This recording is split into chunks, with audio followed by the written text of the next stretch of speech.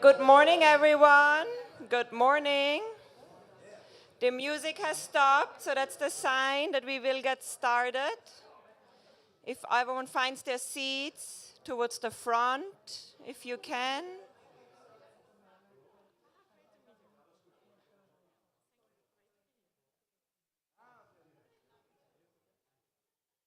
All right, welcome. Good morning. It's great to see you all again. Are we ready to get started? Yes?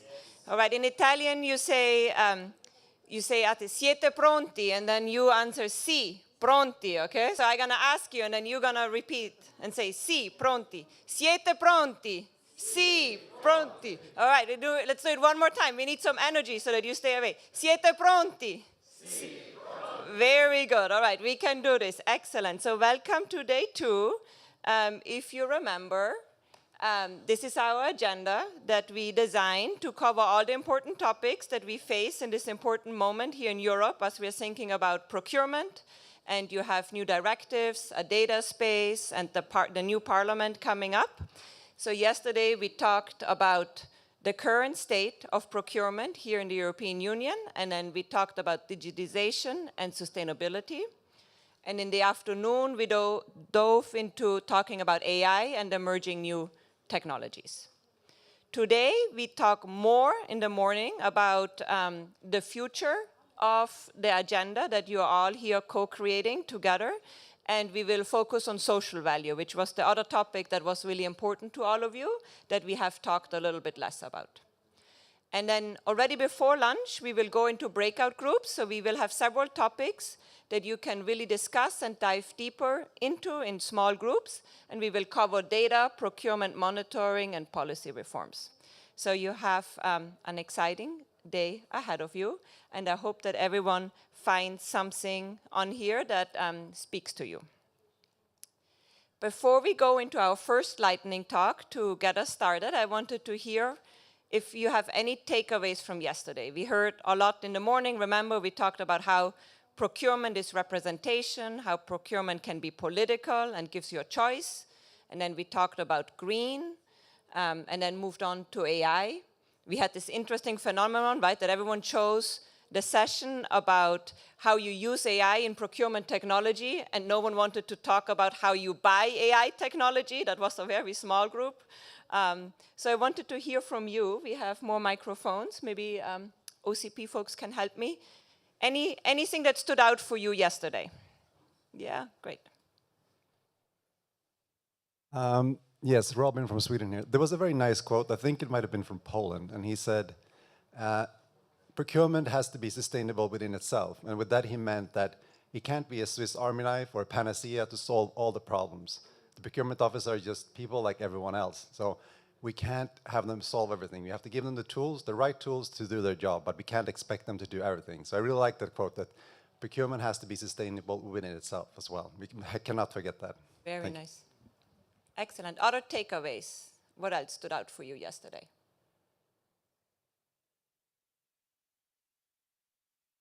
Carolis, yeah? Using the opportunity of a gap, and the quiet in the audience, because I do want to stress one thing that we don't actually see in the agenda. It's probably a takeaway for us organizers, but just how much attention was paid to capacity and professionalization and just the ability to do the job. I feel that in next year's edition we have to pay a bit more attention in the agenda, and obviously in the vision statement we'll reflect that much better. So that really stood out to me. Great, thank you. Other takeaways? Or maybe a question, something, we have a whole day ahead of us. Ian, something that you're still curious about? Well, it's more one of the takeaways from yesterday was a strong feeling that awarding the contract is the start of the job, almost.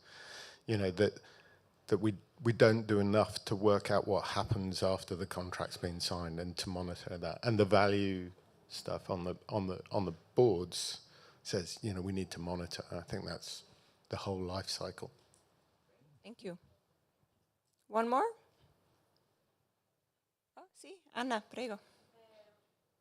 just maybe that still we don't know enough about how AI will impact procurement and how we can use it for procurement. So that is definitely for sure something I would like to explore more. But also to come back to professionalization that Carolis was saying, I'm really going back with a feeling of curiosity to try to explore interdisciplinary masters for enhancing capacity. So whoever wants to talk about this, please do come and see me, because I'm really intrigued by the possibility of creating something with all the expertise that are in the room that, you know, can push the dialogue further. Thank you. That sounds exciting. All right. So I think with that, we will dive in. And it's my great pleasure to introduce a fellow Austrian. That doesn't happen that often in this space. Helga Berger will join us for an opening lightning talk. So please, you can be on the stage or back. Yes.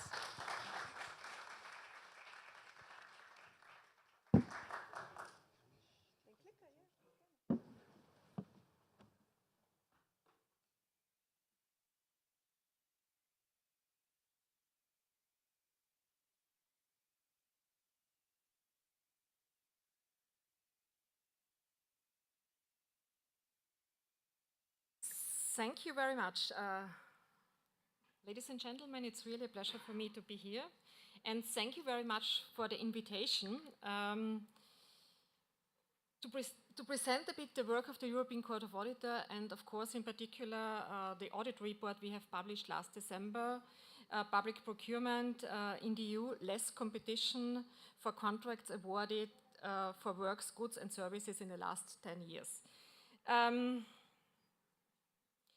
Your interest is another example of what I'm experiencing since the publication of the report. It's a warmly welcomed wake-up call. There is a lot of interest from different stakeholders, and there is one common message: yes, something needs to be changed. For the next 15-20 minutes, I will give you a bit of short introduction what the European Court of Auditor is doing, who we are, what our responsibilities and tasks. Then I want to dive into the procurement issue. We tackle this issue when we do financial and compliance audit. When we audit RRF, the next generation EU money, this 800 billion. And then I will, of course, focus on the special report we have published. But maybe let's start directly with some word of the European Court of Auditor, the ECA, as we call ourselves. We are one of the 7 European institutions. We are the EU's financial watchdog, the independent external auditor. We have to monitor the proper implementation of EU money and have been set up by the Treaty of Brussels in 1917. We have our headquarters in Luxembourg. 1,000 auditors are working there. And we are led by a collegial body of 27 members of the member states. We have to perform our duties in full independence, in the general interest of the European Union, and we are appointed as members for 6 years, and reappointment is possible. As you can see, these slides, the 27 members, we take all key decisions as a collegial body. All 27 members again. The audit work itself takes place in 5 chambers, 5 members each chamber, and you can see the structure on the slide. Our chambers have grown a bit comparable to the competence of the European Union. The first chamber is the Historical Agriculture Chamber, nowadays responsible for natural resources, more and more a green chamber. Second chamber is Cohesion Policy, the historical funding of the European regions. Procurement audit was be done by our colleagues or by me in this chamber. The third chamber is external policy, justice, internal policy, and more defense issues. Fourth chamber is various topics in connection to business environment, from competition, financial marketing, banking unit, research, macroeconomic governance, everything is covered there. And the fifth chamber is a bit a horizontal chamber. It's administration and budget, and it covers as well the coordination of our annual report. On On the next slides, you can see that we fulfill our duties by the treaty within 2 pillars. The first pillar is the typical compliance and financial audit work, where we deliver the basis for the discharge procedure at European level. The second pillar is performance auditing. We publish around 30-40 reports every year, covering issues as economic competitiveness and cohesion in Europe, climate and resource challenges, security, European values, and European public funds. 56% of the resources goes to financial compliance audit, 44% to performance audits. How procurement issues pops up now in this audit work, performing our audit work. And for sure, procurement is a source of errors, a source of not legal and regular spent European money. We have the duty by the treaty to deliver 3 audit opinions, 1 on the reliability of the financial statement, 1 on the legality and regularity of revenue and expenditure, and therefore we audit throughout Europe the systems in place, and of course we do substantive testing of a variety of transactions based on a representative sample for the European budget. And this, of course, includes procurement procedures. For example, procurement procedures in research areas, in cohesion projects, huge infrastructure projects, and just procurement procedures in one of the European institutions. What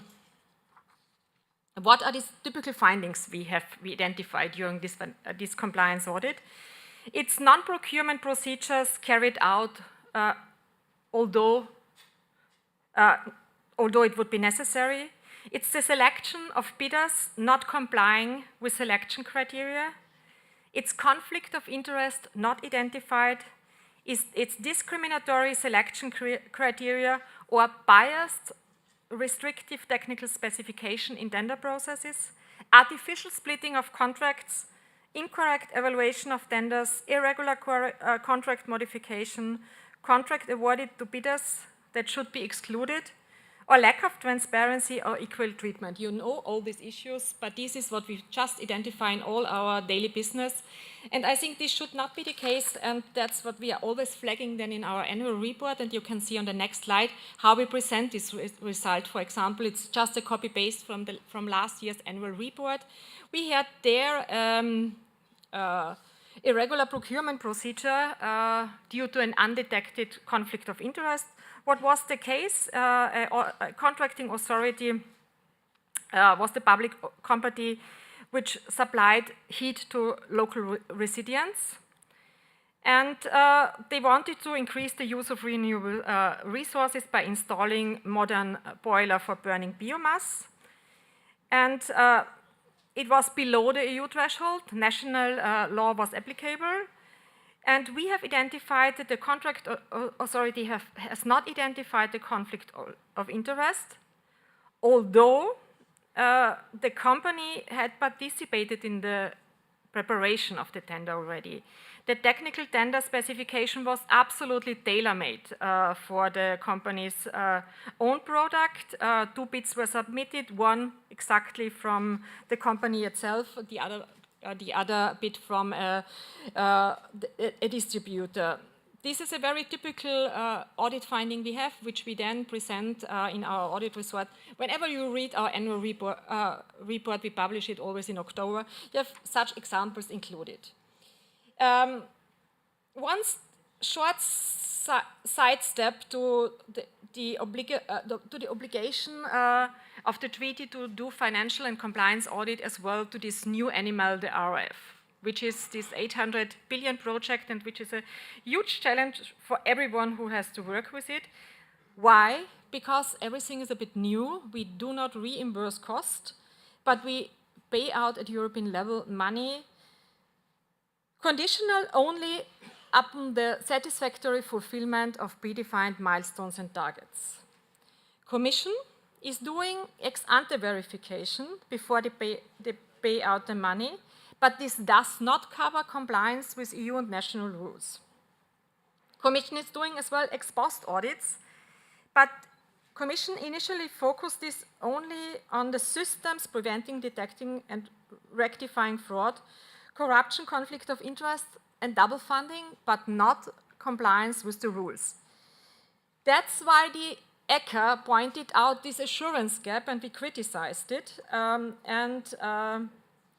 We still see the need that Commission has to do these checks, at least when they do ex post checks. Commission has, in the meantime, updated the audit strategy. They reinforce controls of the system, but still Commission is not doing substantive testing of public procurement procedure, and that's why we are saying more improvement is necessary. Non-compliance with national EU rules, in particular with procurement or state aid, is one of the main sources of error. I'm reporting member as well on the cohesion chapter we are publishing every year. That's the hugest chapter of our annual report, the hugest audit population. We can dive into the details later, but we just see what happens in cohesion. Why shouldn't it happen as well on RRF money? We're speaking as well about investments, and that's why we put our fingers on that and keep an eye on it. Let me move on to this second pillar, the 44% of our audit task. That's the performance task. And exactly in this area, we have published the report on the procurement issues last December. And that's why I think you have invited me today to present the results. Why have we chosen this topic for our audit work program? No need to repeat here that several people, when they hear the term public procurement, it sounds very complicated for them, very technical. Some people even lose interest when they hear about public procurement.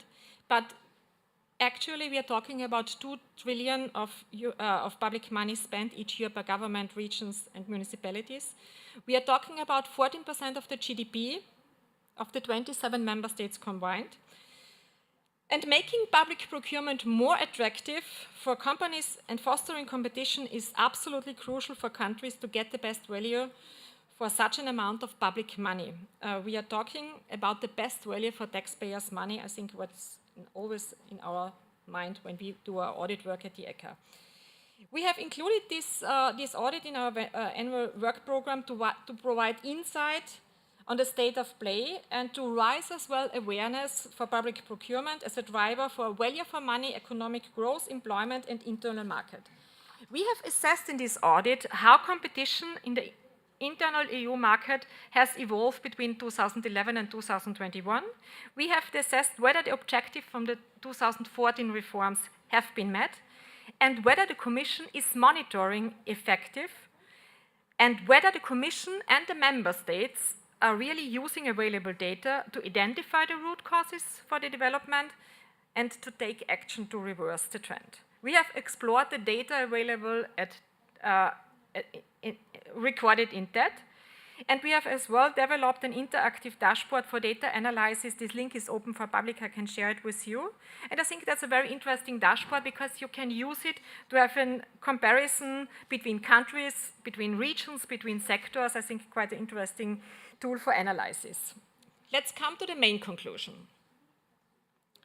We are saying that it has been a lost decade for the competition in Europe, in the European Union and in the member states. The analysis shows that the level of competition has gone down over the last 10 years. Given the multiple challenges and the crisis that countries are facing, we cannot afford to lose another decade. That's the clear message out of this report. Let me share some details with you and going into the development of the competition. You see that the trend for main competition indicator was unsatisfactory in most member states. Single bidding, the main competition indicator, nearly doubled in the last 10 years. This means that the number of procedures where there was only one bidder increased by almost 100% in 10 years.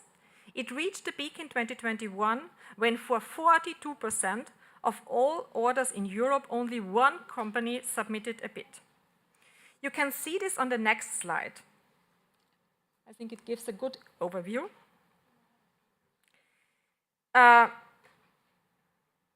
If we move on to the next slide, you can see quite well the regional differences.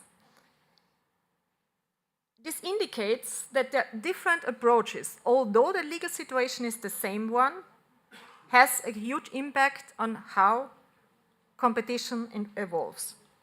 Just to show, for example, the yellow one is Belgium, Wallonia and Flanders, which is quite an interesting example. Next area is direct awards. We are talking here about audit authorities directly. Sorry, no slide. We are talking here about audit authorities directly approaching one or several companies. And these cases should be absolutely the exception. But in fact, it's used much more generously. 16% of the contracts above the EU threshold were awarded. We don't have a slide. Sorry. Were awarded directly to 2021. 23 of 27 member states lie above the red flag. These three indicators show that competition has faded away in the last decade.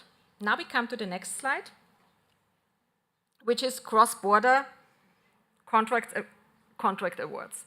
And you can see on this slide that it remained absolutely low. This raises doubts about the effectiveness of the EU single market. And to clarify it, this is just direct cross-border awards, as the data are not available for indirect ones, as we still don't have a unique identifier in the database to make this analysis. But there are some studies which shows that there is a bit an improvement or better situation if you look into indirect awards, but the direct awards gives a clear signal. Let's move on to the second main conclusion, clearly saying that the 2014 reform has not really made public procurement simpler, easier, more attractive, and have contributed to the use of public procurement for strategic political goals. We have assessed exactly this, and we must conclude that there are not really significant improvements to make public procurement more attractive. Both bidders and contracting authorities still perceive the process cumbersome and the administrative burden high. And the impact of the digitalization initiative, the European Single Procurement Document and the e-forms, has yet to be seen. What is really concerning is the red tape has not been cut. The average duration of procurement procedure has even increased in the last years from 63 days in 2011 to 96 days in 2021. And another goal to make procurement more attractive for SMEs has neither been received. The participation of SMEs has not grown, it has not increased.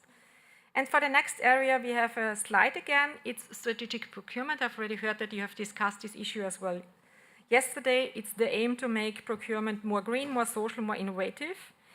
But this has a limited impact as best. There is no direct indicator to show it, but there is the indirect indicator. It's the share of contracts awarded to the lowest bid, and you see on the slide that's still the huge part. Most cases just go to the lowest bids. Let me come to the last slide of the findings, a very important one again, because our analysis has shown that both Commission and Member States, both focusing on the compliance and not on the performance, and therefore not on competition. Commission and Member States focus on complying with the rules, avoiding legal challenges. That's the main aim of everyone. And that's really a worrying development. Coming to our recommendation, which is always the future part of our reports, what have we recommended? We have recommended the Commission that they should clarify and prioritize public procurement objective and then monitor how they are reached. We have recommended that Commission should address the shortcomings in the data area, that they should update its monitoring tool, and we deliver with these audit reports an assessment for 6 member states, but the rest has not been covered by the audit work. So I think deeper analysis of the root causes are necessary, and Commission should then put forward measures to overcome the key obstacles. We have seen the need for a EU-wide action plan. Commission has fully accepted our recommendation, and I want to conclude with the impact of the audit report since the publication last year and just give you an insight what has happened so far. I think Commission is as well agreeing with us that it was a wake-up call, the report at European level. If you read the political guidelines announced by Ursula von der Leyen, a revision of the Public Procurement Directive with following objective is foreseen.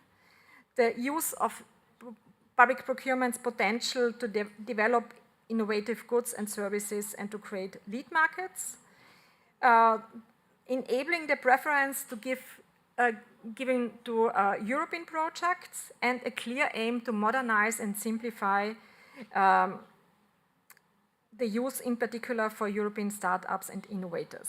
The Commission has started several initiatives since the publication. They have ongoing procurement dialogues with the member states. They are analyzing the legislative framework, the exchange of best practices, new version of e-forms, the BDS platform, which will be announced, I think, next week, and the buyers platform to help member states. The single report of Mr. Letter quotes our report and supports absolutely our recommendation.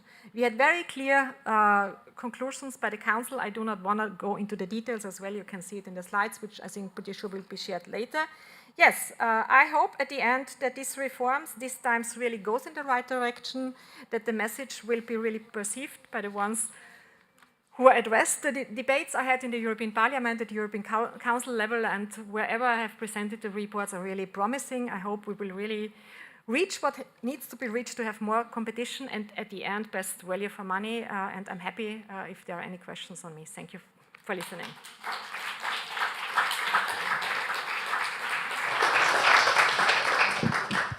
Great, thank you, Helga. I think, we have time for a few questions. So I see 3. Excellent, Anna.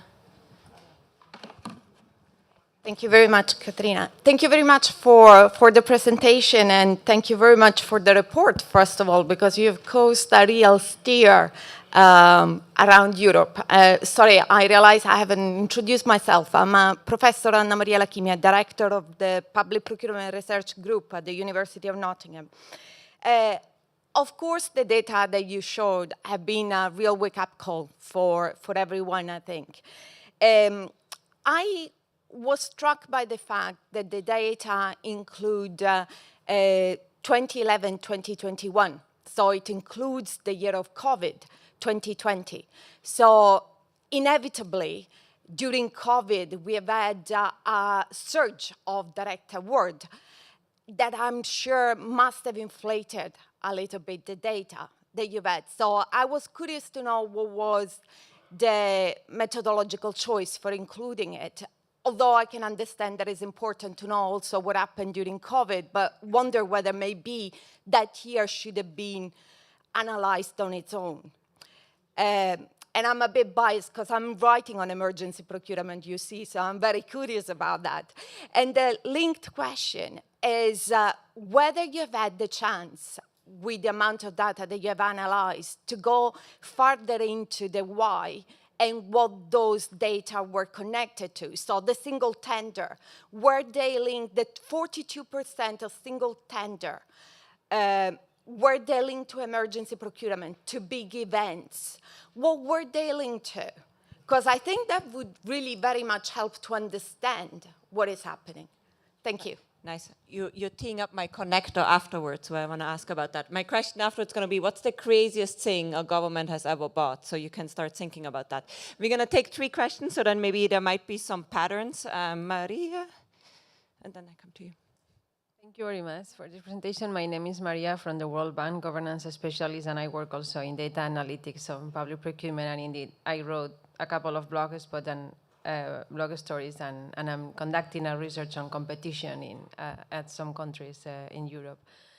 And similar to what the professor has said, okay, I would like to understand better what is the methodology to use that data, and if you have go further and to see what are the sectors that are involved in that bidding, how many times the tender was announced, because sometimes, I mean, we have seen during the COVID and after COVID that there has been an increase of single bidders and also empty tenders because of the inflation. Companies were not able to fulfill the tender requirements because of the inflation, especially in construction and infrastructure sectors.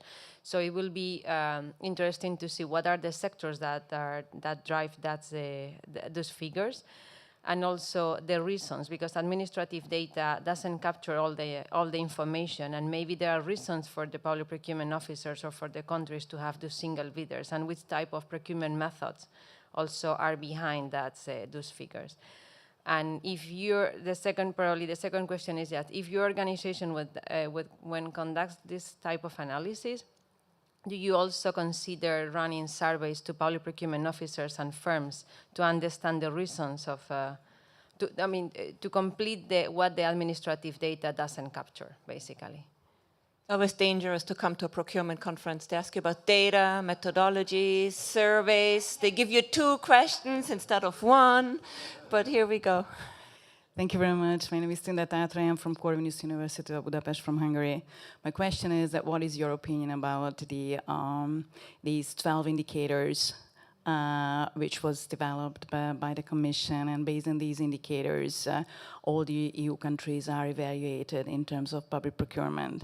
So this indicator system, of course, it's quite simple, but if you have a look at just a single bidder indicator, you even used an additional, the average number of bidders, or we could use the mean, median, and of course, we can have much more sophisticated indicators if we really want to dig deeper. Don't you think that we should develop these indicator system, or is it good as it is? Thank you. Thank you. All right, let's start with these, and you will need a microphone.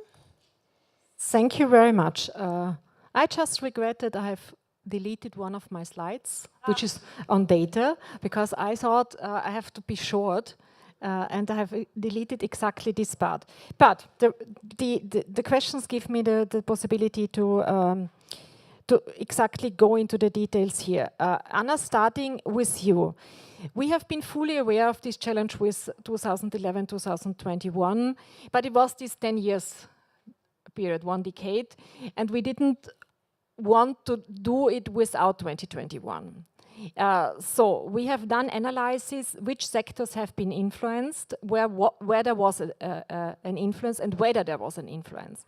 Honestly, there was in the health sector and in the area of health equipment, there was a clear influence by COVID data, and it was visible, it was clear. But for the other sector, it was not so clear. And that's why we finally decided to do it as originally foreseen, because in the other sectors we don't have seen this influence. We have always, as we are doing ex post audit, and that's a challenge we have then later on, because we have even discussed, we have worked with an external expert on this in this area, and we have discussed whether we should update the data later on to have 21-23 data included, which would be absolutely interesting, in particular on the open data platform. We have encouraged now the European Commission as part of their initiative to do it. And I still hope that they do this, because in particular for all researchers, this could be very interesting. We have worked here together with Michael Fazekas. Maybe you know him as a Hungarian guy, and he was our external expert with whom we have worked. And I would be really happy if Commission takes up our approach and publish the updated data, because this would allow much more now, and we hope that they are doing it. Marias, on the sectors, I just can invite you to have a look into the dashboard. It's really interesting. You can really look at the different sectors. I would have expected, for example, much more differences in the construction area.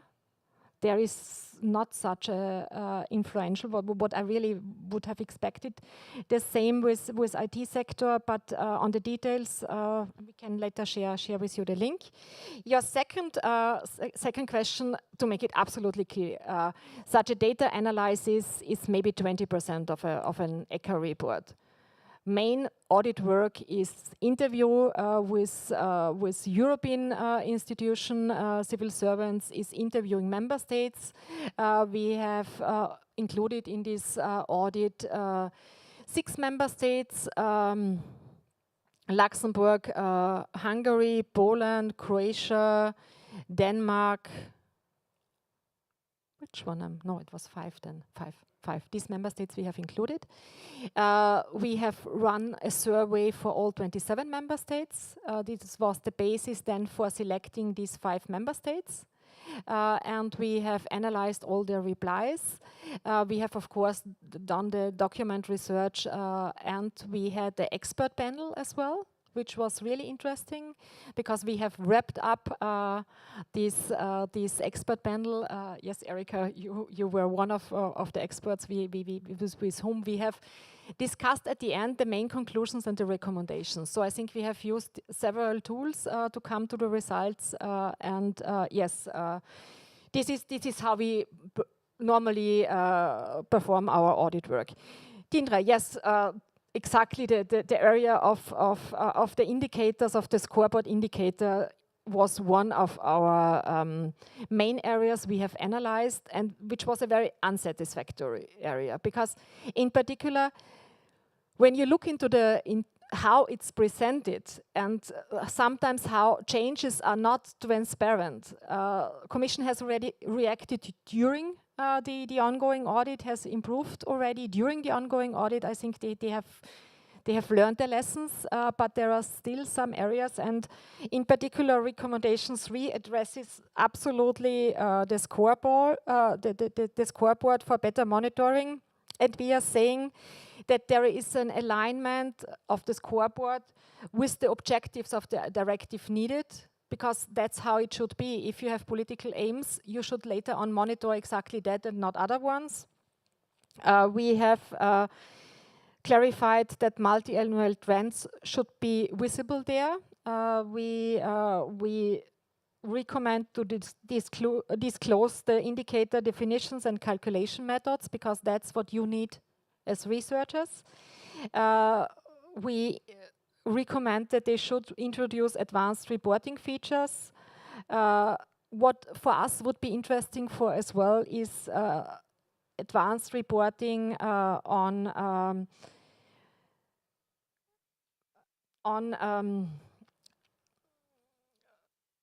how courts decides at the end on procurement procedure, because this is not covered. To include information on more on regions and sectors as well, because this is not covered but available. Yes, and really monitor and have in mind always upcoming new developments. That's the recommendation, a very concrete recommendation exactly on the scoreboard we have included in this report. And I think Commission is working on it. I'm already curious what will come next week. And yes, that's where we stand. Great, thank you, Helga. Let's give her a big round of applause. I know that there are more questions, but Helga is staying with us, and she didn't have a chance to meet you all yet, so it's a great excuse to walk up during the coffee break or the lunch and keep talking. But with an eye to time, we have to move on, but please say thank you again. And let's see. Great. And to connect this to the next panel, you know, we wanted to see, I know that there are governments have done some crazy stuff, right? They have bought some crazy things. Sometimes it's misuse and corruption, but sometimes it's just bad decisions, right? Not with no malintent. So I wanted to hear some stories. No names have to be named. You do not have to say which government or if it's your government, but I would love to hear that. Vitaly, Trinken Shoot Autonomics Kazakhstan. One time I saw a public procurement of our government. They bought cocaine. Yeah, really. From public procurement. Maybe I can check it and find it to show you evidence, but this was a really crazy story. We investigated a little bit, and it was for law enforcement agencies. They use it somehow to train maybe dogs or something. Yeah. I love it. All right, can you give the microphone to Warren?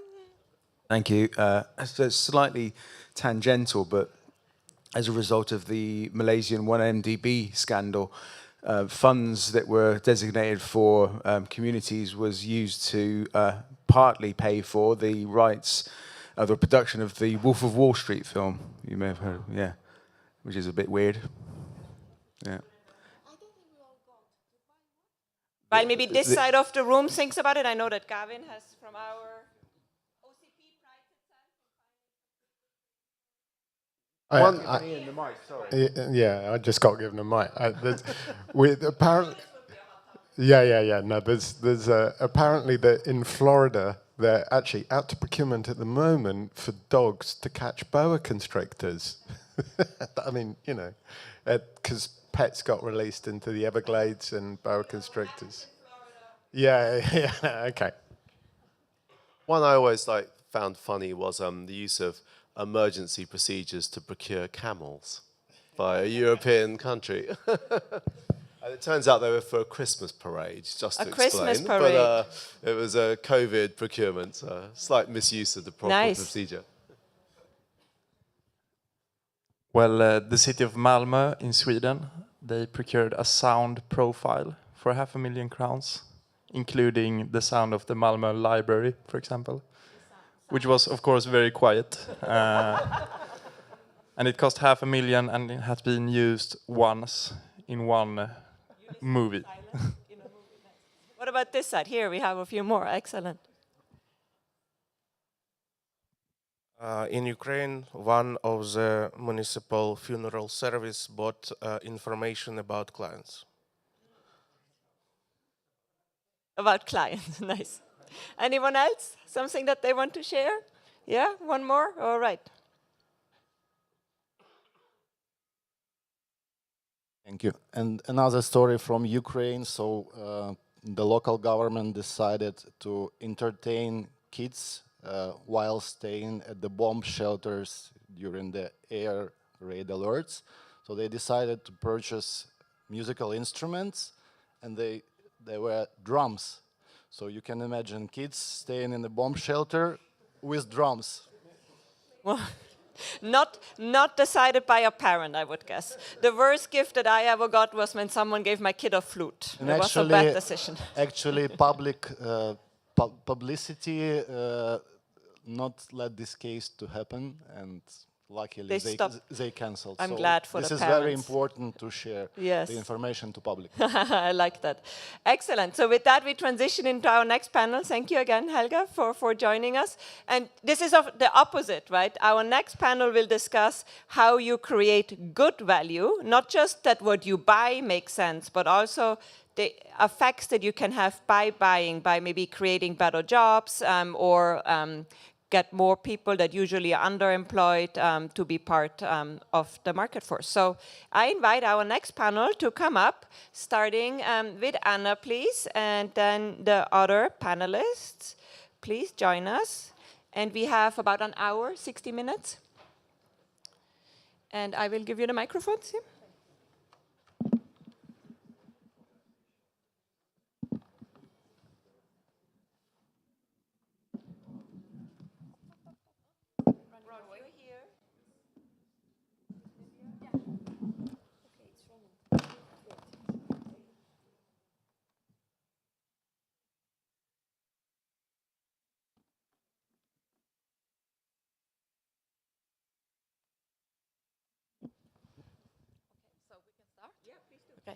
Okay, thank you very much, Catherine. Good morning, everyone.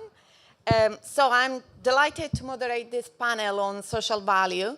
As many of you will have understood yesterday, I'm a big fan of social value in procurement. So I think it's paramount to be able to enable economic growth that is inclusive.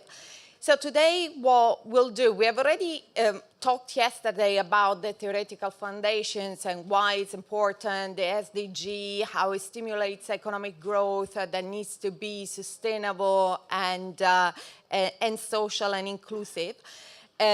Today, we're going to try to go more into the nitty-gritty of how do countries do social value.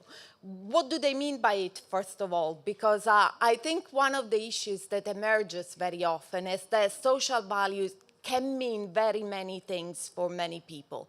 So let's see how this is interpreted and how it's viewed. And today I have with me three specialists on social values from three different perspectives. So we have the perspective of the regulation, thanks to the participation of Consigliere Luca Forteleoni, who is a board member of ANAC since 2020. He has also been a public prosecutor for 30 years, and as well as a former member of the Italian High Judiciary, the CSM, for those who are Italian and know.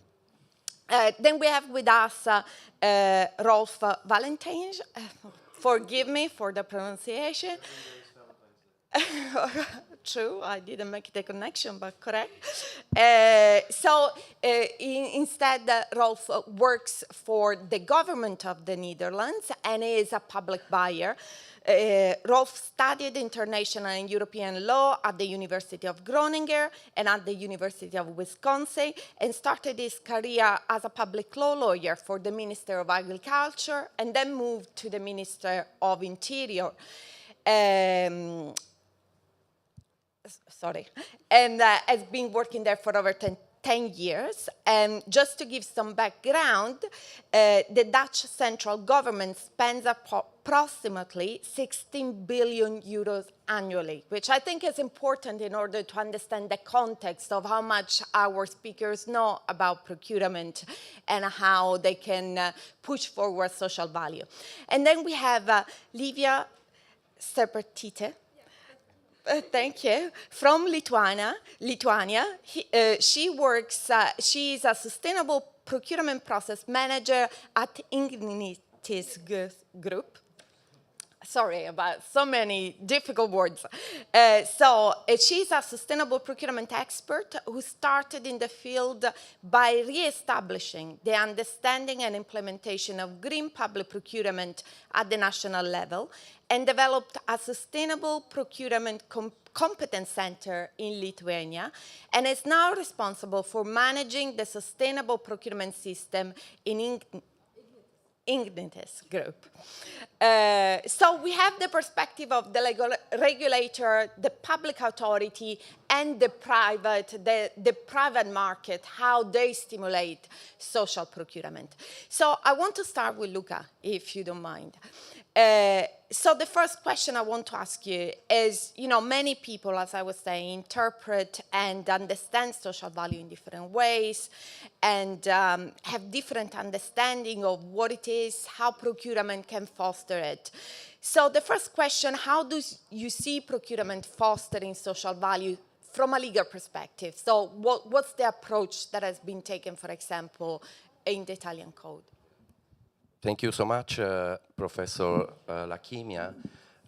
I'd like to start saying that I have appreciated your speech yesterday morning, about the part of your speech regarding the minimum environmental criteria, especially in delivering meals in the developing countries.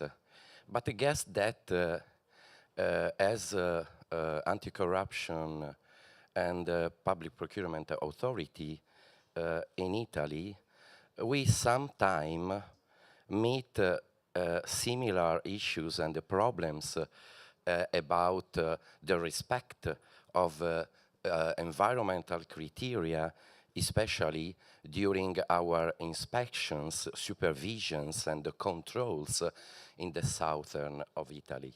So I think that your perspective, represented yesterday by you, it's the same in some not so developed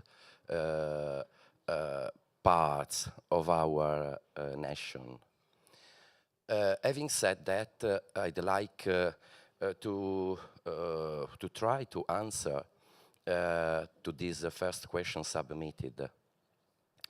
In the perspective of both regulatory and at the same time on the field of control, sanctions, and supervision about the respect of rules, of legislative rules in public procurement procedures.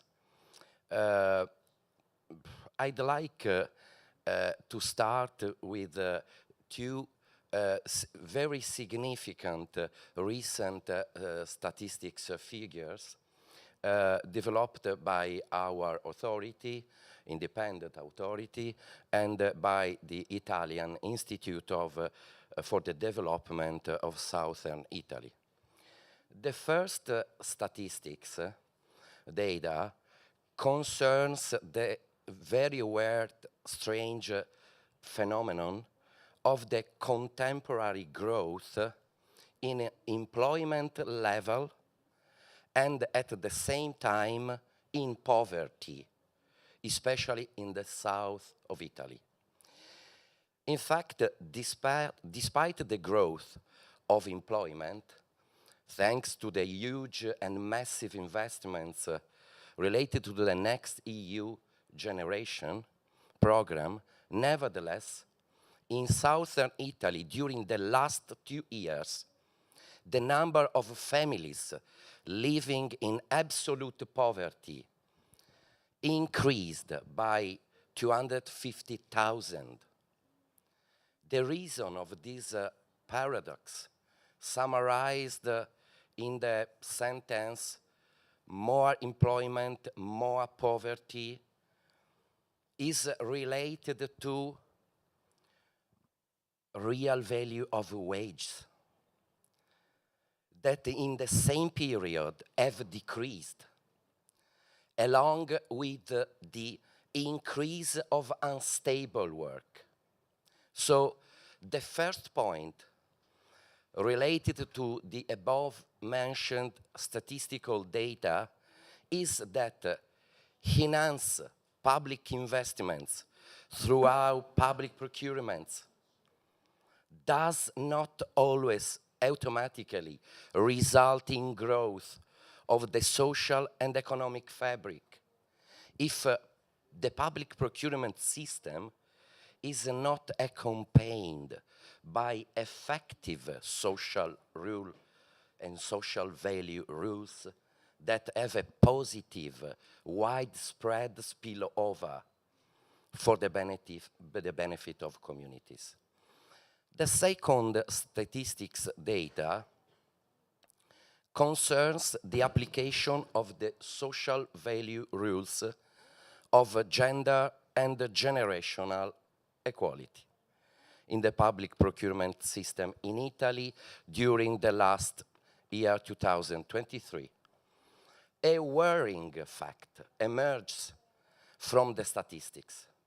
Despite the introduction in our regulatory system that oblige contracting authorities to introduce gender and generational equity clauses in public procurement with the obligation to hire a share at least of 30%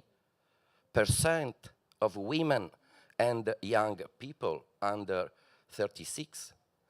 However, in the year 2023, after 2 years of implementation of the investments of the Italian Next EU generation, there has been no significant improvement in gender and generational quotas or shares, increased by only 1 point for all types of public contracts, above and below the EU thresholds. Why these so discouraging data? In my opinion, and for our authority, the principle of mandatory inclusion of gender and generational clauses is accompanied by too many exceptions, too many exemptions, allowing contracting authorities to derogate from the mandatory rules. The second reason, furthermore, is that the mandatory insertion of social clauses is not foreseen for public contracts won with the direct award system, without public tender, without competition, strictly tied with the Supreme Auditor Code, expressed very well by the judge. Considering that in Italian procurement system, the percentage of direct awards is equal to 78% to the total number of public contracts.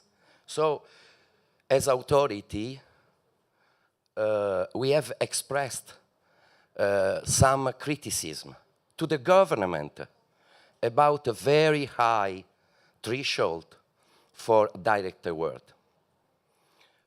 We have expressed an independent position, not a political position. And now, these data that I have delivered say that we were right. Thank you so much.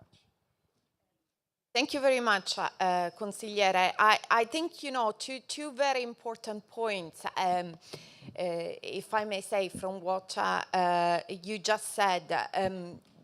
Let's remember, procurement does not exist in a vacuum. We say this all the time. If then the general infrastructure doesn't work, some issue that we want to foster will not be realized. The policies, the objectives that we want to push forward won't be realized. So, it's striking to also see and know about the territorial differences, which confirms a bit the research that I've started. And for those of you who are not in Italy, this is a very high topic for us because of everything that is happening with the independence and so forth of the region. So it's very important to try to identify this data where the weaknesses are. And I guess, as the judge was saying this morning, one would like regional data as well to understand across Europe where the differences are.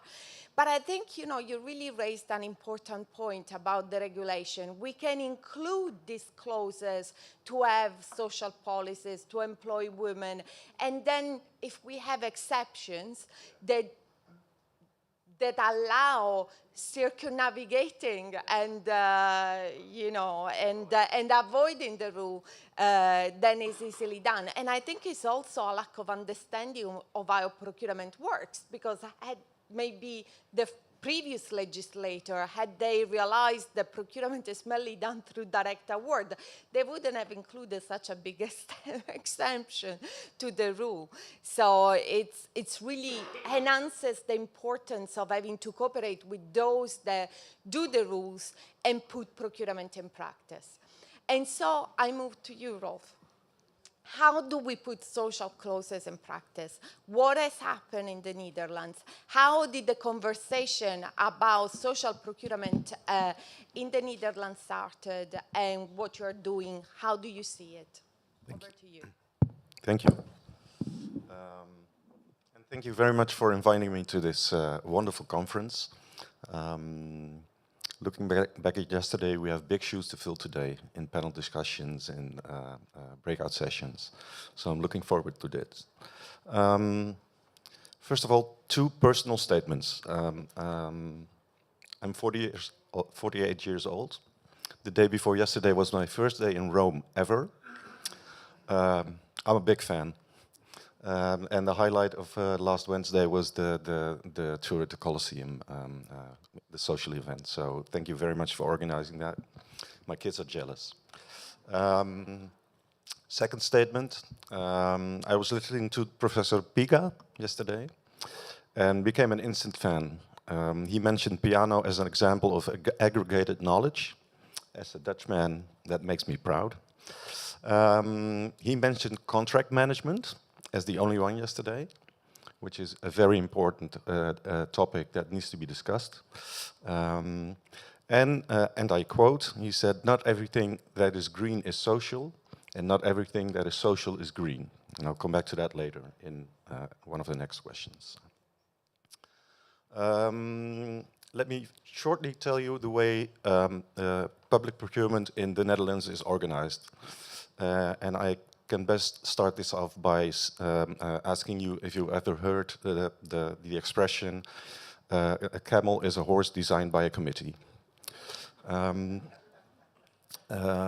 We have the Ministry of Economic Affairs, which is responsible for public procurement legislation and implementing the EU directives in national law. One. Then we have specialized ministries which are responsible for policy with respect to circular economy, climate, energy, job opportunities, international labor standards, and so forth. And then I come into play with the Ministry of the Interior Affairs and Kingdom Relations that translate those general goals to a policy for the Dutch central government.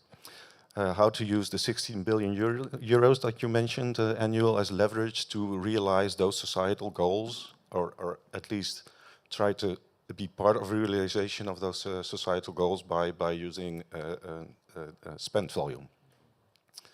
And then there's the municipalities and the provinces, and they're highly autonomous, which is a shame, because if you add their spend to my 16 billion, we're talking about 90 billion annually, which is a bigger lever. For Dutch central government, we have 22 categories, category management for 22 generic goods and services, which all the ministries use.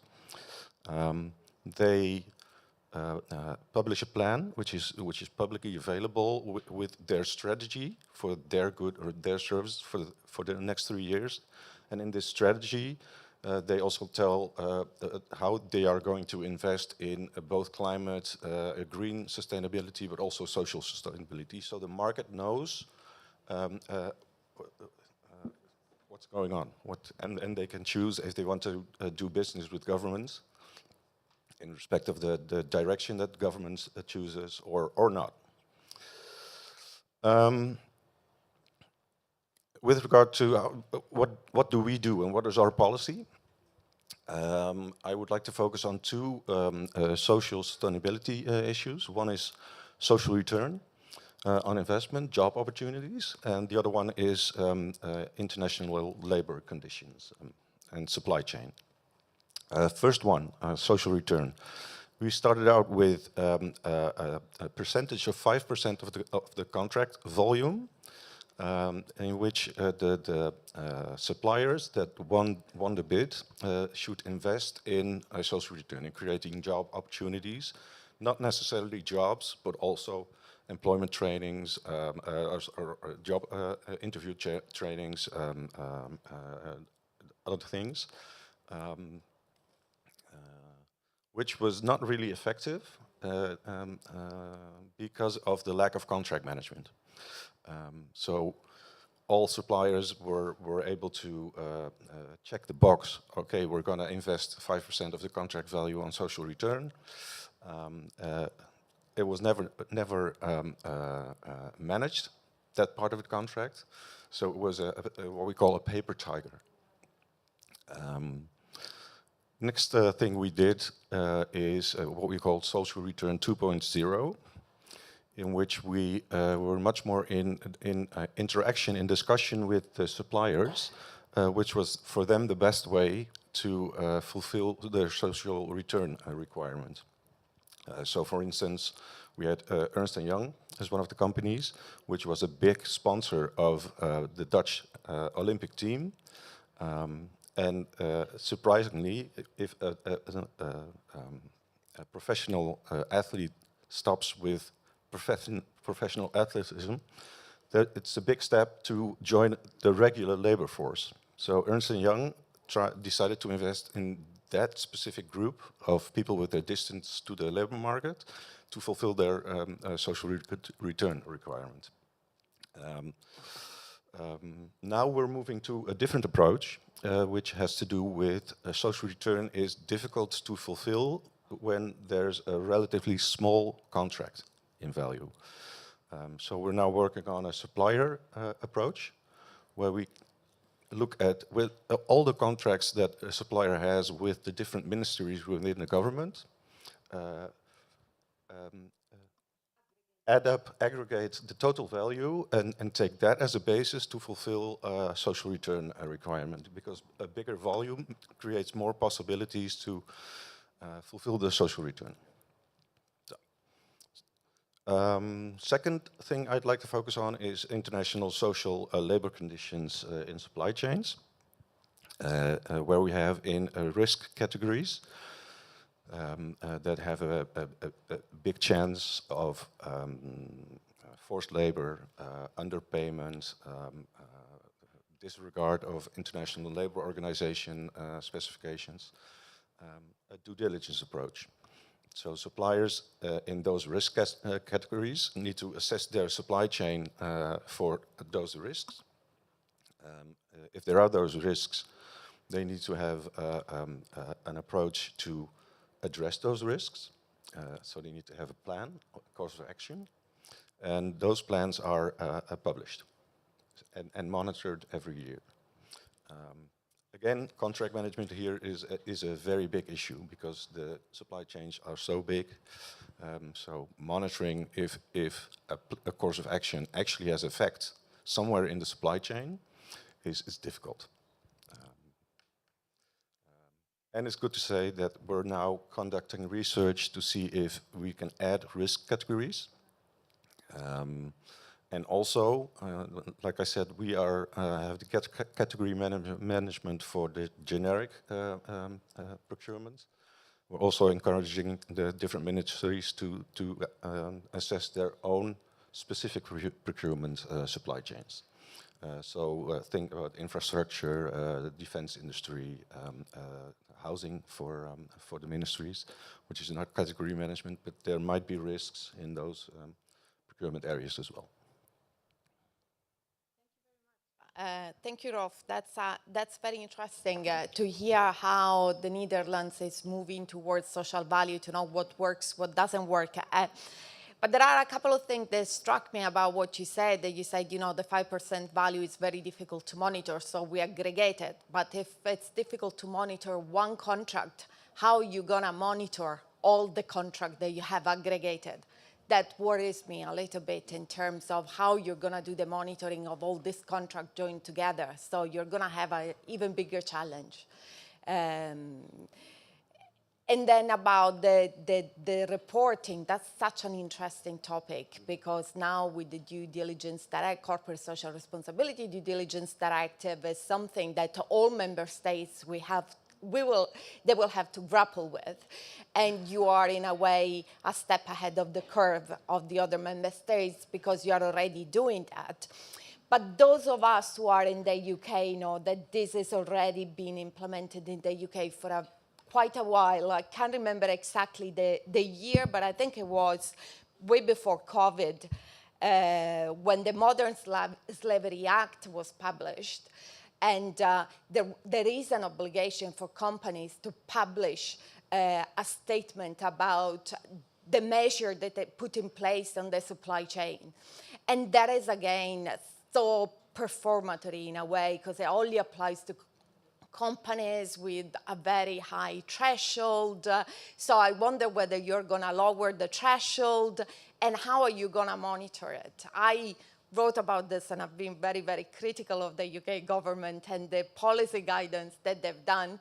So I hope you're going to do a better job so that I don't have to be critical of you as well. It's hardly noticeable that you're critical, Maria. No, you have a good point. We need to invest in contract management on both issues because yeah, it's a lack of capacity, which is an issue in contract management. Why the social sustainability goals often are thought of less important as the core contract values. But if we really want to achieve sustainability on the social level, we need to invest in contract management. Which is also what we're trying to do. Otherwise, we are just making a bigger paper tiger, as I said. I think for me, it's a little bit more even not contract management. But for me, it's also what do we do once we find out that there is a breach, but we don't have proof of it because there is a final sentence, there is an res judicata.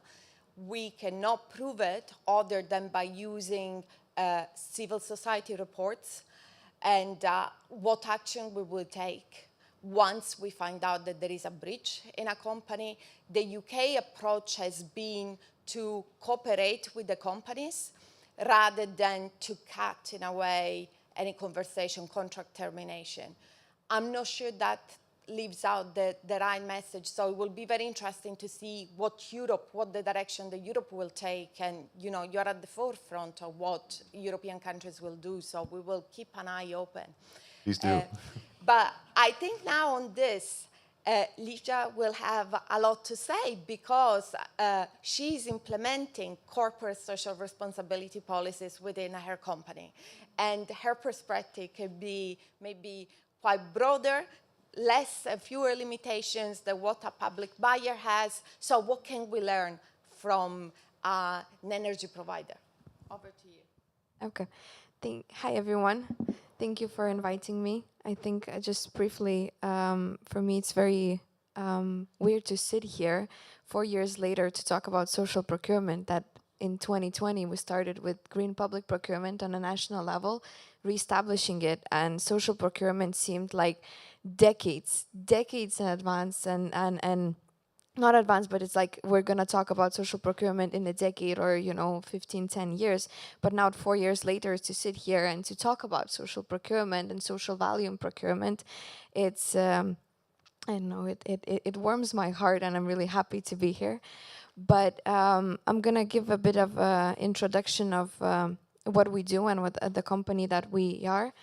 So at Ignitis Group, as an energy company, we are bound by law to do public procurement, and we have around 4,000 contracts yearly of public procurement. So we're a big contracting authority. I think it's really nice that we have from different perspectives here, and as a contracting authority, we are really hands-on implementing the policies that are on a national and European level. So what we did with the social value and procurement is that we took what was little bit pieces on a national level. We took organizational policies and procedures, and we created this ecosystem within the company, the social responsible procurement ecosystem. It's our little world and a system that we have of sustainable procurement. And this in-house system lets us really to set this foundation for social value to actually increase in procurement.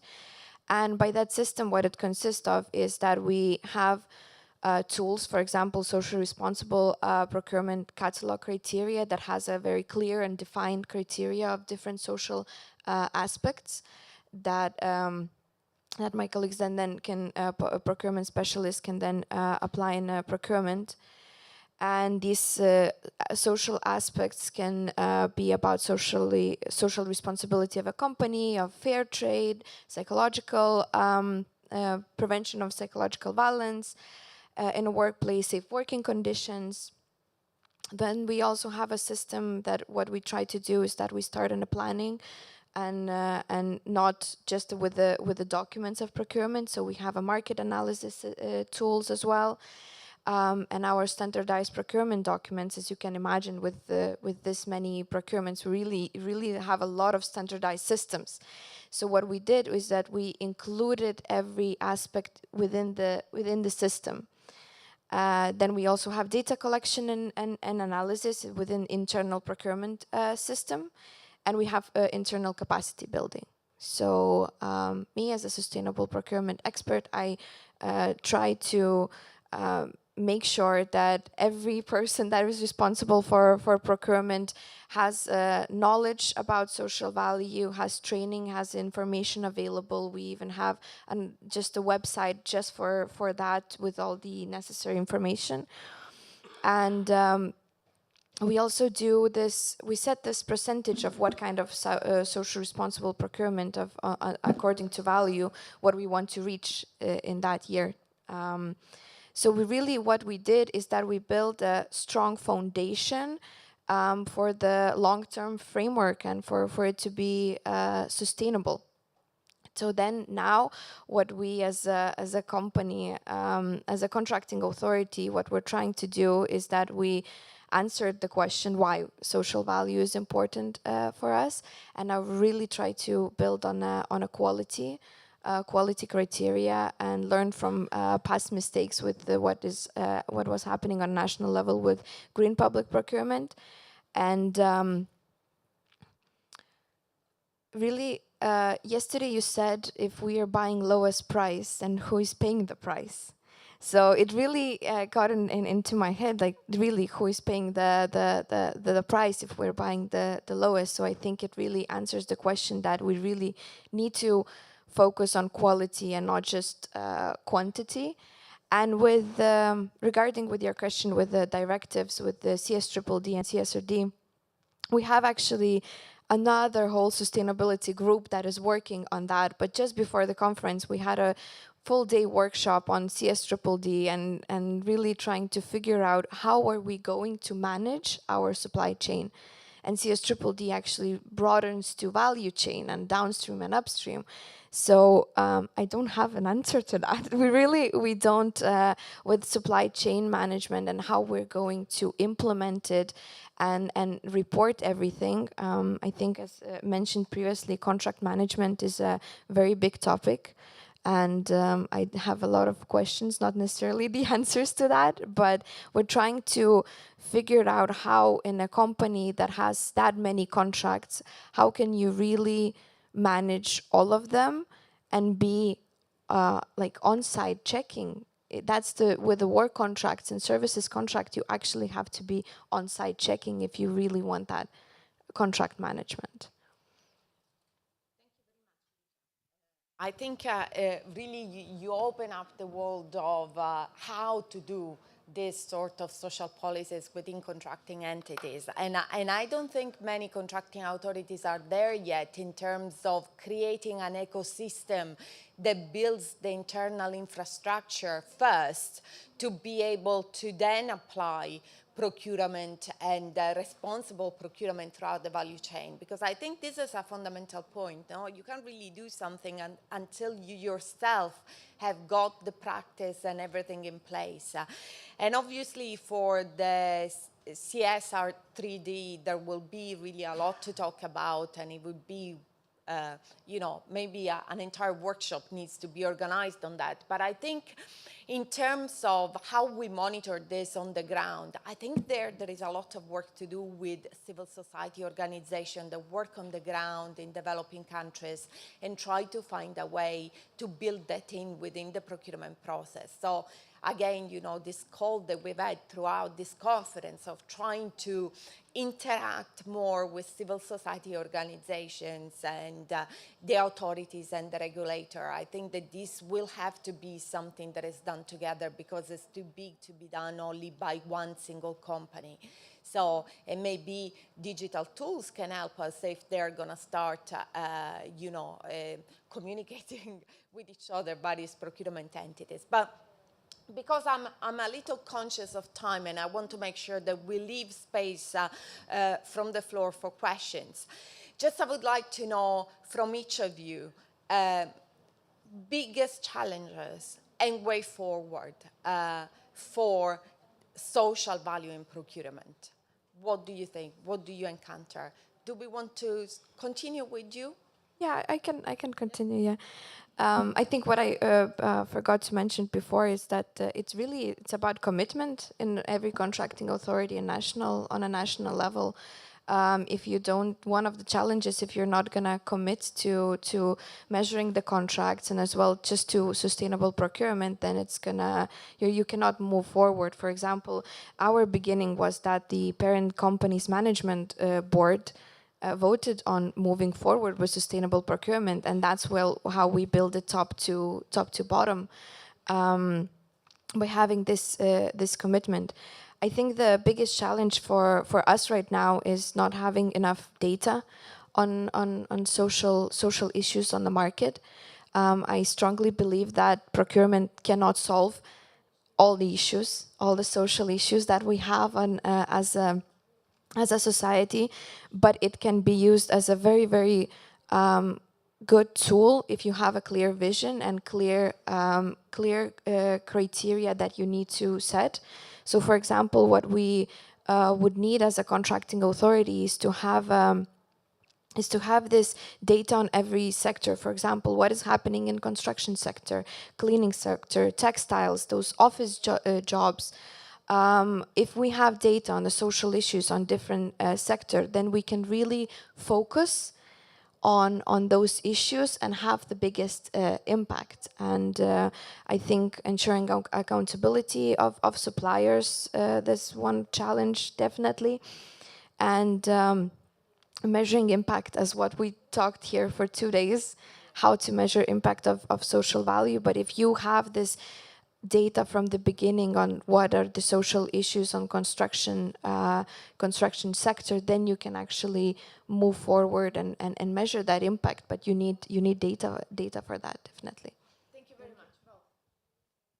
much. In addition, you need reliable data, and that's a big challenge.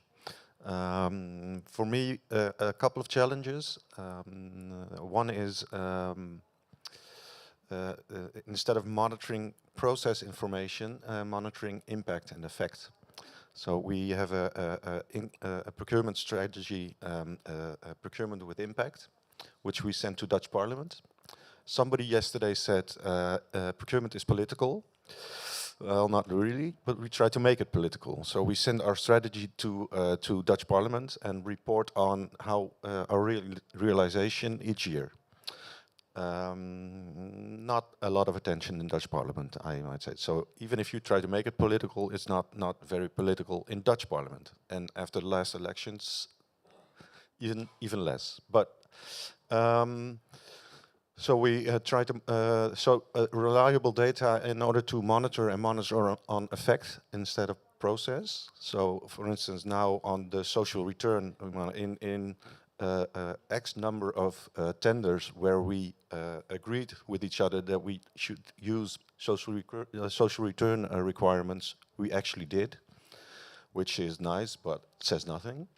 What I would like to realize is that as a result of social return that we used in the tenders of the central government, we created an X number of jobs. We're not there yet. Same for carbon dioxide reduction, emissions reduction. So that's a big challenge. Another big challenge, which is very of this moment, is what I call competition between sustainability goals. So there's green climate goals, there's social goals. And I'll give you an example. We have a program in the Netherlands which is called solar panels on roofs of government buildings to do our part in the energy transition, which is nice. But 80% of solar panels are one of the resources is harvested or mined in the Xinjiang region in China with forced labor by the Uyghurs, and 80% of the solar panels is constructed there as well. We talked about risks in the supply chain. We want to reduce them as much as possible. So there's a conflict between taking your part in the energy transition and the social sustainability goal. That's a political question. What do you do? For the roofs of the central government buildings, it is fortunately possible to have solar panels that are not produced with forced labor. But we have much more solar panels, not only on roofs, but on land of defense areas, stuff like that. So how do you do that? Well, we've been talking about creating a European market. We hope to be a launching customer for European solar panels produced in Europe with the resources mined or harvested in a safe way. We're not there yet. Holland is but a small country, but trying to be a launching customer to see if we can get clean panels, let's call them that, is one of the big challenges. Contract management we talked about. I am interested in which role AI, for instance, could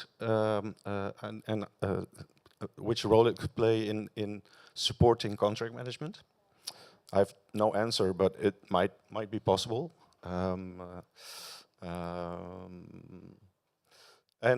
with regard to contract management, it's not only a question of having enough contract managers, but giving them the skills to be able to not only manage a contract on price and quantity, but also on these reports that you get from suppliers about risks in supply chains or the lack thereof, the measures they take to address those risks, and if those measures are sufficient to address those risks. So you need contract managers with a broader skill set than they had 10 years ago, which is a big challenge so far.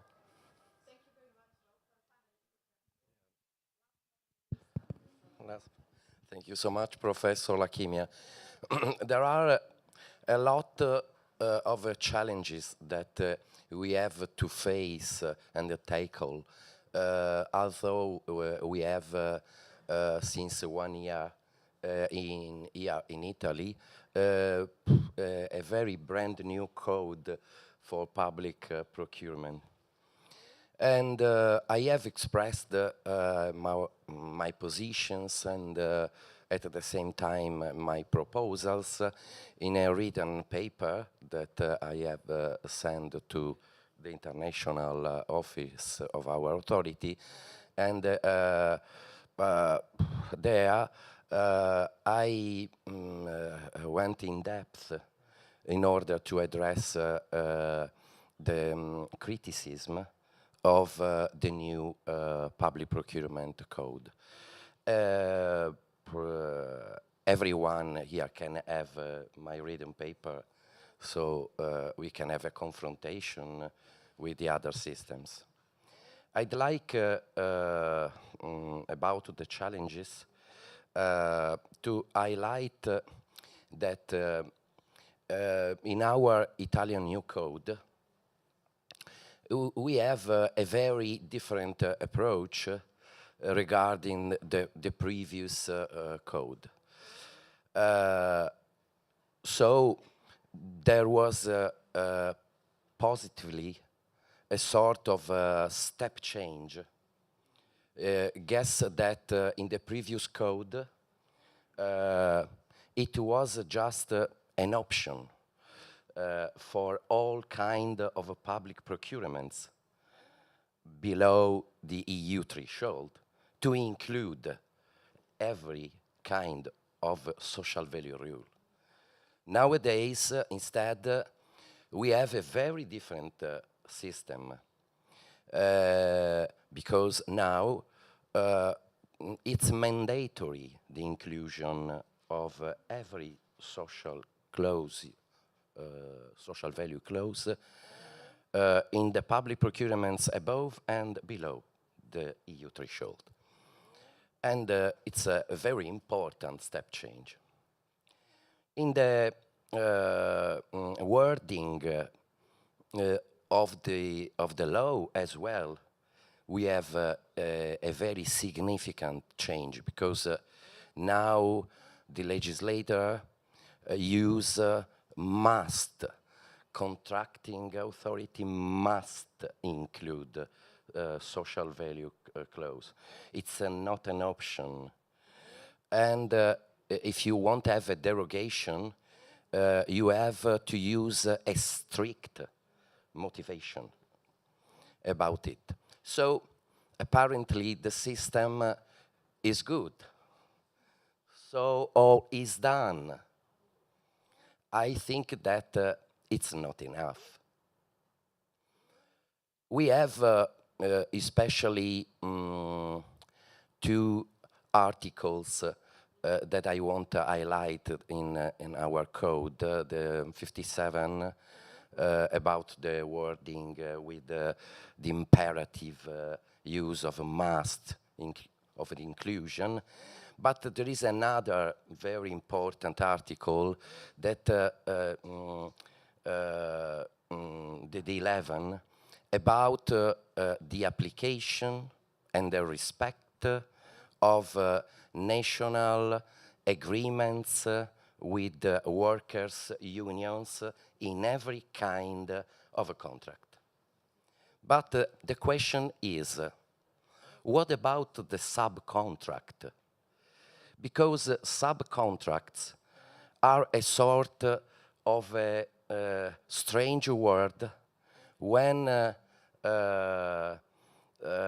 we can find during our supervisions that hide a lot of mistakes, a lot of disrespect of law, a lot of illegal work.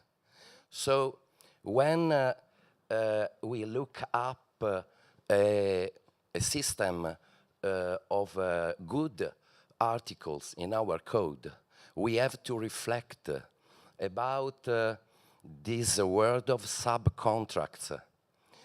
As authority, we played a role in the adoption of this new code. But regarding a perspective of a reform of our code, we say that we have to look in depth to the respect of rules in this underworld of subcontracts where hide illegal work. Considering that in our code, new code, there is a possibility to have a subcontract now without a limit of a percentage as a request at EU level. So politics had a sort of a free hands about this. But we know that there is, we have to look for a right balance between the speed up of public procurements and the respect of social value rules. I say that because when our authority express technically and in independent way criticism to the government about the too high threshold for direct awards, or about the lack of a limit of percentage in order to apply subcontracts. They say, governments say us, you want to stop our projects. You want to stop the growth of economy. I think that it's not good. Because we have to seek, to search a fair balance between the speed up and the benefits to the society, to the communities about the public investments, as I said before. Thank you very much, Luca. I'm looking with an eye at Katrina because she's kind of scares me. Because I need to be on time.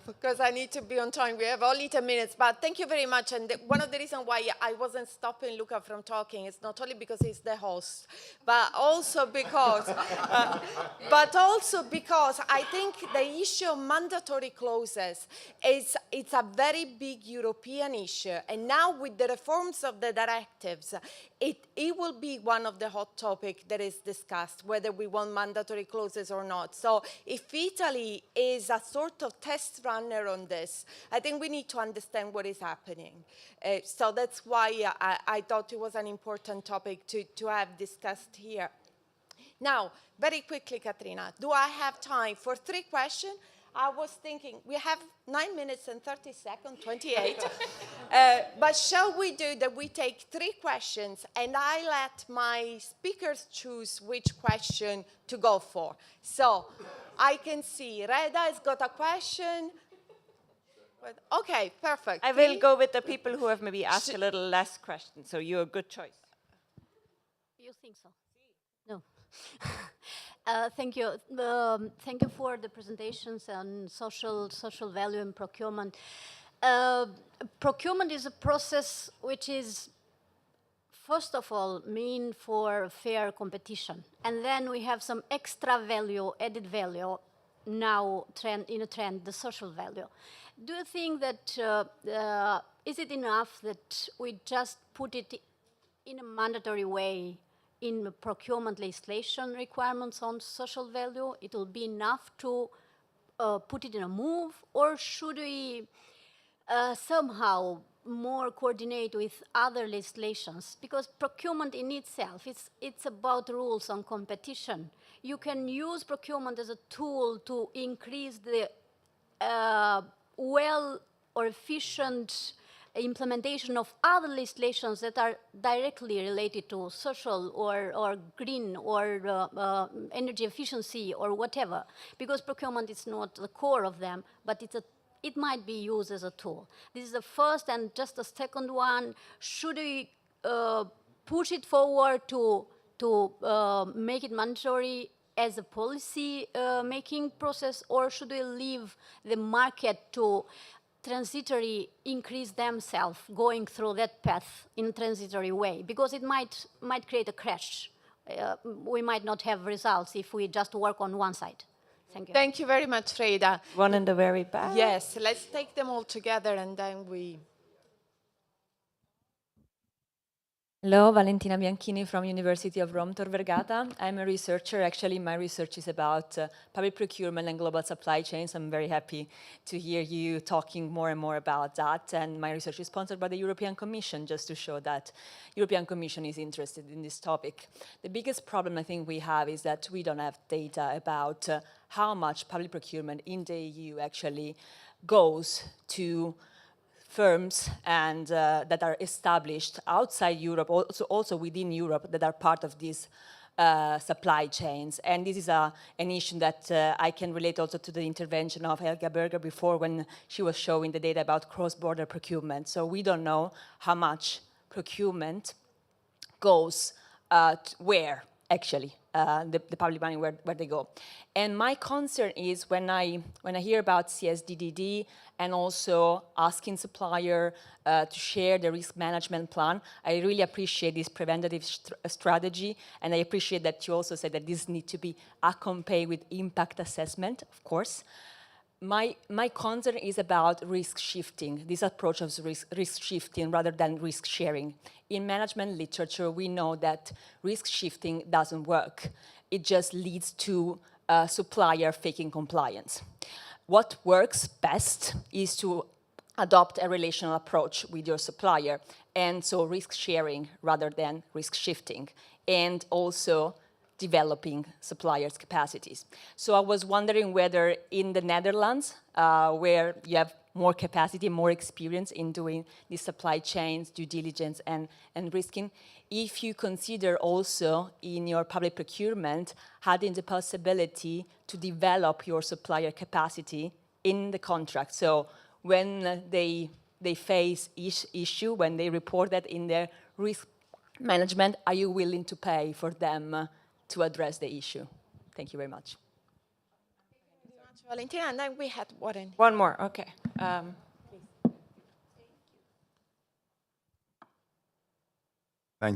Thank you, Warren Smith, Digital Commercial Crusader. So for those who heard me talk yesterday, I was talking a lot about a paradigm shift, the need for a renaissance in our profession. And I think it's a beautifully designed segment this morning that Helga's presentation should precede this one.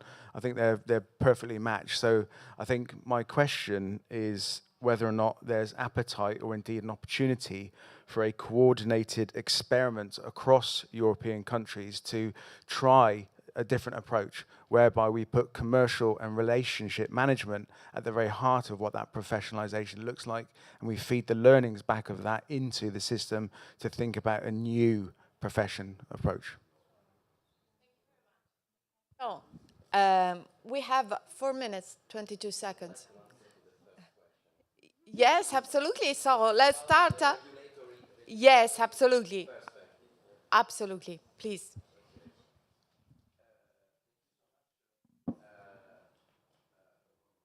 For the question, because it goes in depth to not only to the progressive application of regulatory framework, but to the coordination with the other part of the same framework itself. But I think that it touches another very important point, the excess of social rules in all kind of public procurements. The gradually application of these rules and different effects about different requirements, exclusion or a more additionally score for private companies.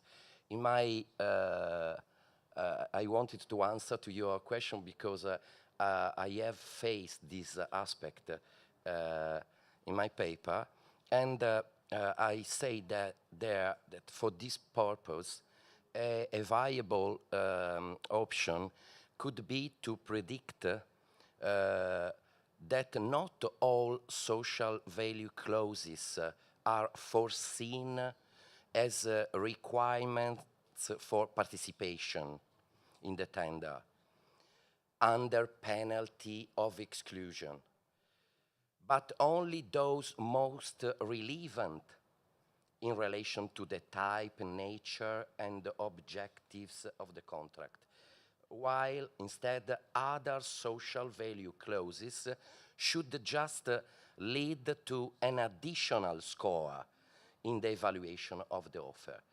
I say that because sometimes the entrepreneurs associations here in Italy often criticize the excess of social value rules, which risk for them increasing burdens and expenses for contracting companies, leading to a sort of phenomenon of escape from public procurement. Okay, so I believe that we have some ruling here in Italy from the Constitutional Court, but we have some ruling at European level. As you know, I'm a judge, so I express these positions because I study for that. And I believe that we have to find a fair balance. A fair balance is necessary between the protection of equal rights protected at the constitutional and the European Union level, both the right, for example, for instance, to gender generational equality, as well as of disadvantaged people. The need for a fair balance between constitutional rights of equal standing has been underlined, as I said, but I think that the increasing growing implementation of these social value rules constitutes a path without no going back. So the excess of rules can be solved only easing the rules themselves and adapting them to the nature of a contract, not cancelling or eliminating them. Thank you so much. Time's up. Yeah, time's up. So. Now, really quickly, I firmly believe in risk sharing, not only with regard to social goals, sustainability goals, but any contract, liability clause. Would you be willing to pay for that, was your question, if there's an issue? This is not a Dutch government standpoint, but I think we should. Because the whole essence of why we have social goals and sustainability and we want to have impact on society is paramount, in my view. And working together with suppliers of the government to improve the world may have a price tag, is the short answer. Thank you very much, Rolf. Liefje. Very quickly. So to ask whether the coordination across, to answer about coordination across Europe, in my knowledge, there is not one or two or more even competence centers throughout Europe.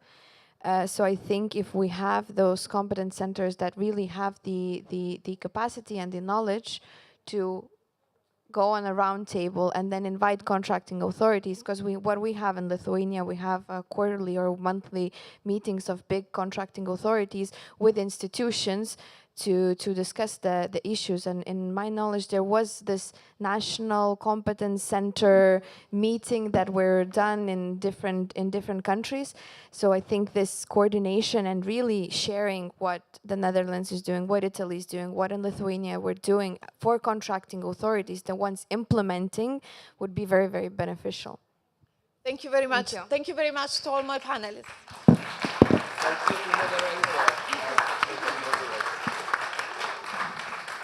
I appreciate the effort to keep time, so thank you very much. All right, so we are coming to the very end stretch of our time together that we are spending in this room. We are about to have a coffee break and go into our breakout groups.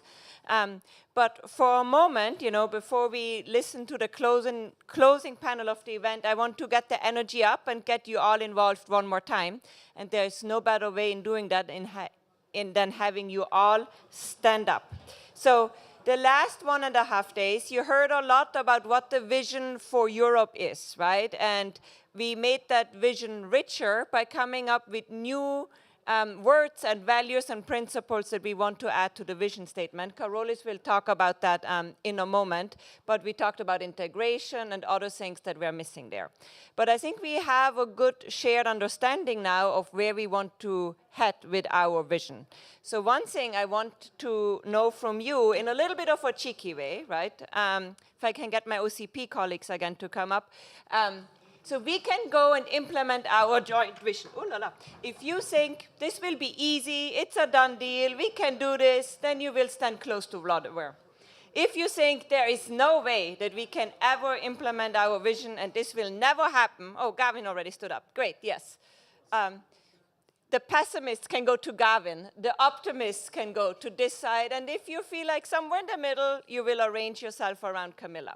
So stand up for a second and find your place on the optimism, pessimism scale, and then I will hear from you.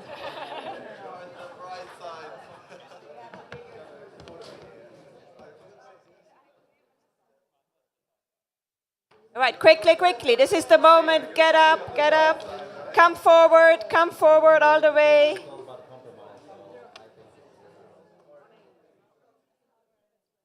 All right, let me hear. Nice, I like that. All right, Jonate, you're an optimist. I am not surprised by that, but tell us, what makes you optimistic about our vision? Being here together. Being here together. Being here together makes you optimistic? Absolutely, and inspiring, and sharing these vibes around 26 countries. And when we go back to our countries, keep inspiring other countries. That makes me optimist. Thank you. I like that. Let's say you are close to the optimists too. Yeah, tell us more. Halfway between the absolute optimistic and the neutral, but I think if we look at how the directive on public procurement have evolved from the very beginning, 1975 first directive and 2004 and the current directive, we could grant us some level of optimism. So I like that. You're feeling encouraged. Yes. Excellent. All right, let's hear from someone in the middle. You know, who is feeling, oh, I don't know, it could go this way or this way. Someone here, you want to share how you're feeling? Optimistic by nature, and then a bit less looking at the practice. Oh, but from a civic perspective, at least. Nice. Anyone else here wants to share how they feel? No, all right, then I will go to the pessimists. Usually pessimists have a lot to say of why they're feeling pessimistic. So we will keep it short.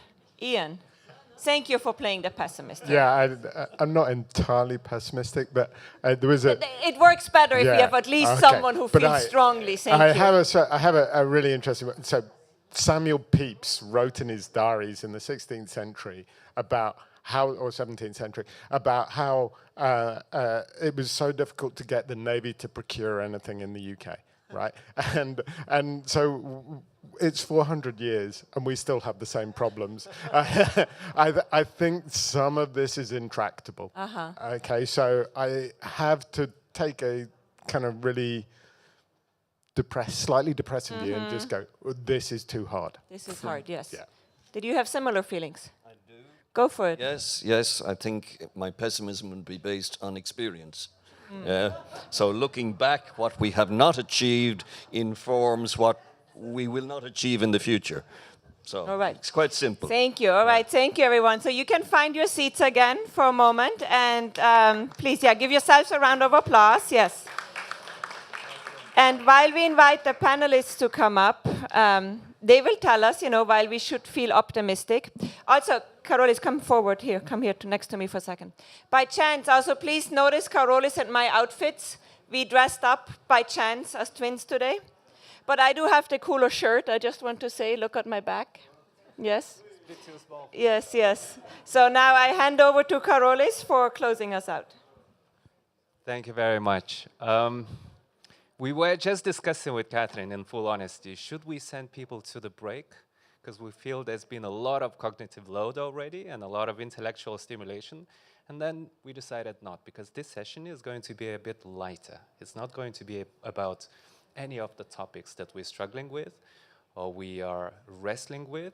It's really going to be about, well, us, you and us. So it's going to be a reflective sort of conversation kicked off by our amazing speakers on what we as a community need moving forward. So that's what we're going to do. Now, to make a bit of a compromise, I asked the technical team to reduce the amount of the time we have to 45 minutes. And I promise, if our speakers allow that, I'll try to keep it even shorter. So we rush to the coffee break, and then we have enough energy for later in the day, because by all means, this is not the end of the conference, and I promise we'll find a better word next year, right? So it's not really a closing panel, it's a closing, you know, we close our time together. And we know a lot of people have flights, so we wanted to celebrate the moment together. And that's why we're doing it now. So I'll invite the president of ANAC to join me on stage, the chair of Public Procurement Commission in Albania, and Isabel Darosa, director of finance, and all things, other things at IMPEC.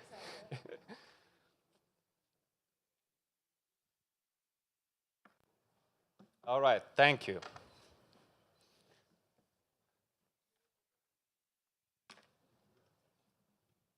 Okay, thank you very much. So, before we move to our speakers, what I wanted to do is just to, first of all, appreciate your contribution to this vision statement, and just to let you know what we are going to do about it, next steps. So we heard quite a lot, absolutely impossible to summarize everything we heard, so there's been a lot of feedback. But the key thing, just a couple of trends maybe to highlight, is that the one thing we kind of lacked in the draft was this strong element of collaboration, which we'll highlight much stronger.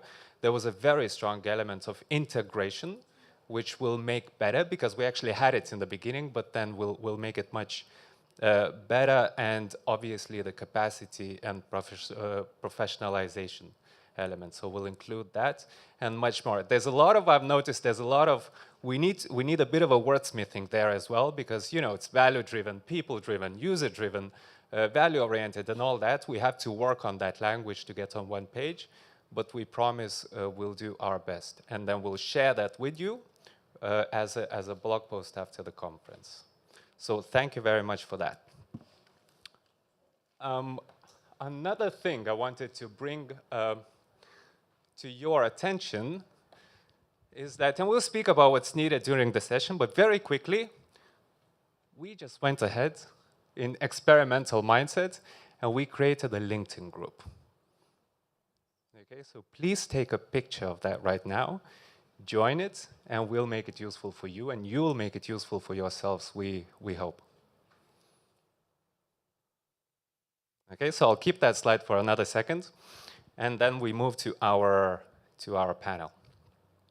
So first of all, I'm not going to introduce you any further. You're probably the best known faces of the whole of the conference, the reason why we are here, and you've been on stage already. So let's get going with the questions and let's crack on with them. President Buzia, you brought us here. Tell us what you thought about, you know, what would be the one thing that you kind of realized, the enlightening moment that you had in the conference? What's the key takeaway that really struck your mind and heart during the conference? Thank you so much. Not easy to find one, because really the first thing is that thank you for all the speakers, all the person that take the floor, because it was really, these 2 days, really inspiring. I learned a lot.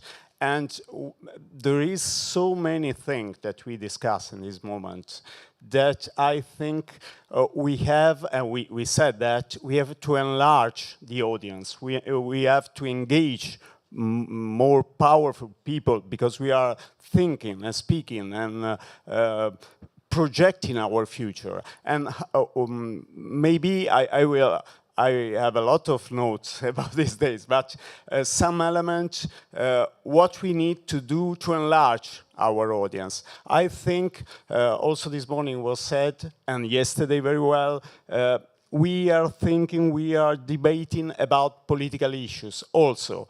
Also if we don't enter into decision, but we have as person that work on public procurement to make transparencies transparency in this choice, to create debate, public debate. And first element is not enough to speak to the politician. Also this morning was said to the Dutch parliament, we sent to them, there is no a lot of attention. We have to involve, to engage citizens. Because in democracy, we have to engage citizens and speak to the citizen. First element. Second, six very I will list. Second element, we have to be more concrete. Speak less about rules, about procedure, and speak about results, outcome. And we know, because we are speaking about value, we are speaking about political choices. And we have not to focus so much on compliance and more on outcomes another time. Third, I'm going very fast, sorry for that.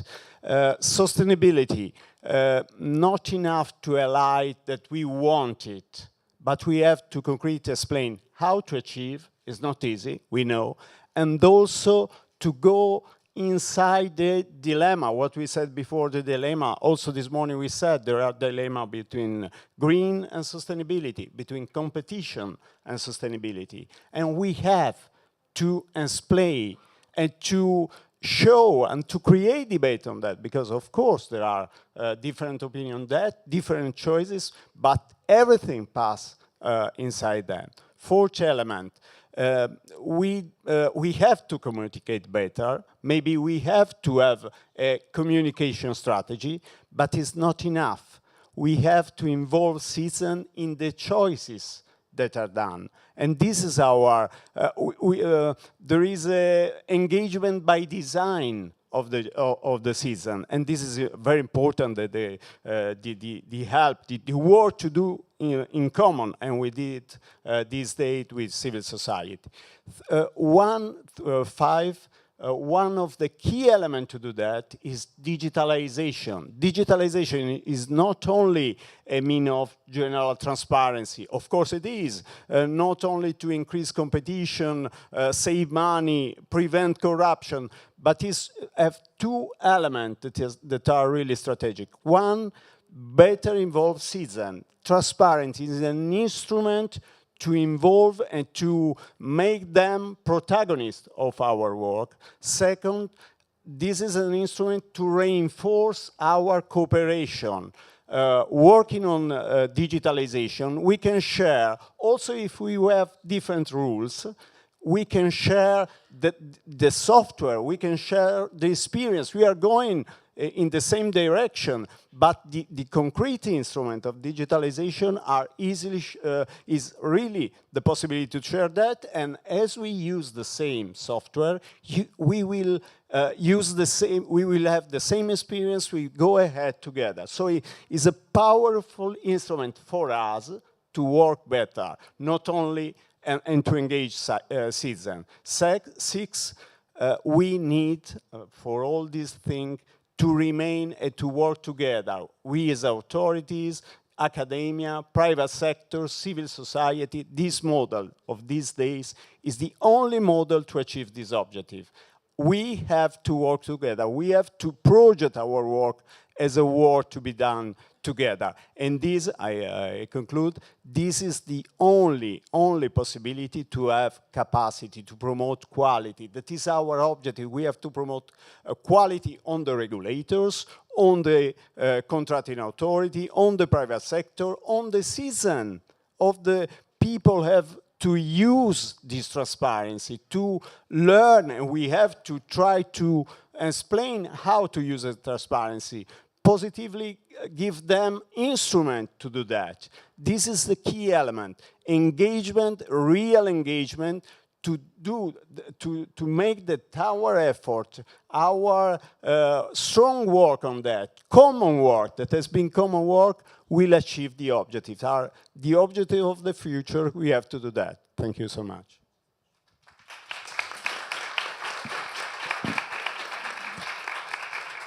President, thank you so much, and especially on stressing that point of togetherness, which will give you a chance to also elaborate, because we know that you have very, very specific ideas.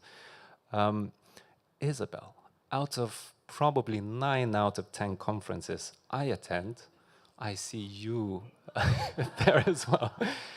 So you're clearly one of the community leaders, you know, in procurement space, and you came here, so you have a very strong reference for comparison as well. So tell us, what did you take, or what did you learn here specifically? What's your takeaway? Thank you, Carlos. But I think you see me a lot because I'm too old. It's not exactly for the same reasons that you were listing. There are quite a few topics that were discussed these 2 days that are close to my heart. Probably they speak louder to me because I've been working with public procurement for 30 years with different roles. I have been involved in the national policy in Portugal. I'm doing public procurement of IT, which is very difficult, by the way. And I've been giving support to contracting authorities in many countries and in many ways. And I want to tell you that public procurement is not getting better. Whatever we do is not getting better. And this reminds me a sentence of Anna Maria, if I'm not mistaken, yesterday, when she started by saying we need to change the vibe of public procurement because it's so negative, it's so heavy, and I totally agree. If we carry out treating public procurement in the same way, we always have this negative approach and this, how to say, I think we are not going to change public procurement unless we change the way we see public procurement and we address all the topics related to public procurement. Reminds me a little bit the education of children. I'm a mother of 3, and if you treat a child always as a corrupt, as be careful, don't do this, don't do that, they will not grow freely, and probably they will be corrupt. That's what I think, and that's what I've seen already in the public sector in several areas. If you change the mood, people will change. And I don't feel that all the public servants are corrupt. I feel that they are lacking knowledge, they are lacking capacities, they are lacking skills, and this is a totally different story. And this takes me to one of the topics that is close to my heart is professionalization. I don't like to use this word because in Portugal, professionalization means a specific career. So I like better capacity building, that is giving the skills and the knowledge for people to do their work. Public procurement is changing a lot in the last 10 years, it's not the same, and the skills have not followed the same path. So people have the same skills as they had 10 years ago, which is basically on the legal side. And that is the second topic that is close to my heart. I see the path of having more rules, to change the legal framework to cover more aspects. And this, for me, is very scary because I see public procurement as a management function that is changing the direction to be more a high regulated function. And the moment that you make this a very high regulated function, what happens is that you are passing the message that one rule solves everything or fits everything. And this is not true. It's not the same to buy paper for a school than buy paper for a hospital. It's not the same. So public procurement is a set of many different things. And the moment that we try to fit one rule to deal with all the different things, we are losing freedom, and we are creating a lot of problems and making this job very, very hard.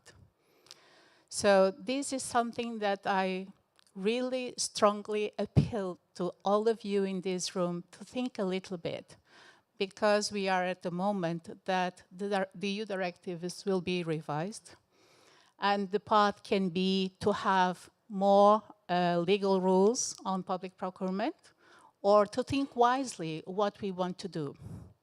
I'm not a lawyer, but I have nothing against the legal rules. I know they are needed.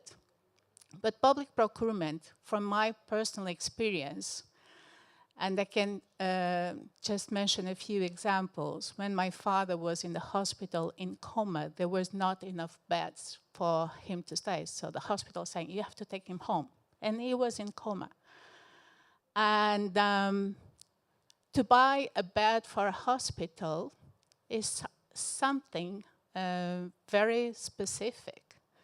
Is something. And that shocked me so much. I know how public money is spent because by then I was in charge of the national database that gathers the information on public procurement in Portugal for the whole country. And I was wondering, how is this possible? Which path are we taking that there's no capacity for the hospital to buy enough beds or to buy enough resources for the needs and is spending money in whatever they are spending money that probably is not so necessary. So I think that we need more training for public servants that work with public procurement. It's not enough to say just that we want to do more social public procurement, which I'm totally pro, by the way. But when they have to do it, they have no clue or what they are going to do. They are going to choose some criteria from a list of criteria without understanding exactly what that means. Doing public procurement of innovation is great, but do you have any clue how hard that is? It's because I'm just initiating a process of public procurement of innovation. My God, I almost regret it. This is not an easy task. So, yeah, there's a lot of interesting topics discussed today and yesterday. And one that probably was the biggest one for me is about political support. Without political support, public procurement will not be able to evolve as it should, because by the end of the day, the decisions are taken by the government in terms of the path that you're going to take with public procurement, with strategic procurement, with national strategies, with digitalization, whatever. We have been discussing this yesterday, how to reach to them. Sometimes they are very far. Lately, I think they are really very far in many countries. Public procurement is not a priority, it's not on the top of the agenda. And how to solve this problem for me is a very key issue, because without reaching to them, we are not going to change public procurement. And I think I will not take your time any longer. Thank you, Isabel.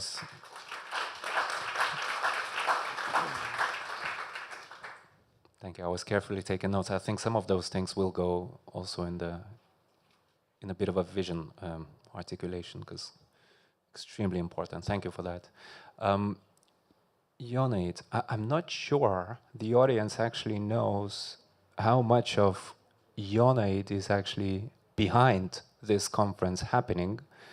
You don't have to know, of course, but I'm just letting you know that a big part of not only this year's edition, but also previous year's edition. So, you know, I treat you as a bridge between EU and the Western Balkans. And I wonder, what do you think about this? What's your key takeaway from the last 2 days? Thank you very much. Yesterday, me and my team took notes about what happens here. The speaks, the talks, the inspiration. And I tried to ask ChatGPT, which are the conclusions of the conference. And something is missing here. The conclusions regards ChatGPT is the professionalization and coordinations. There is a need to professionalize procurement process and improve coordination to ensure public procurement, green and sustainable procurement. While green procurement is a positive development, it often fails to deliver truly sustainable results. Suggestion that more specialized approaches are necessary. Digitalization and AI, the shift toward digitalization and data-driven procurement is essential. AI presents a promising venue for increasing transparency and efficiency in procurement. Transparency and public trust demonstrated in Albania and in Italy. Incremental steps toward digitalization and transparency help build public procurement trust in procurement system. What is missing, and maybe what AI does not like, is power of being together, is the collaboration, is what we have seen here. What we have seen and what we have felt here is that love that we have for what we do. Mother Teresa said that without love, our jobs would be a slavery. So my takeout is that love what we do, power of being together, power of inspiring other countries, and the very, very essential needs to speak the same language. What we procure today and how we procure today defines our future. Maybe we are not understanding what we are doing right now, but years later, next generation will blame us or will be thankful for us. I think that there is a bright future for procurement till there are hundreds of beautiful minds that despite the everyday work that they have every day and what they do every day, keep busy and doing what they do the best, they start thinking about what to do next. What will be the next generation of procurement, and not let that to be as something that's going to happen. No, think about it, shape about it, because we are going to shape the next generation of procurement.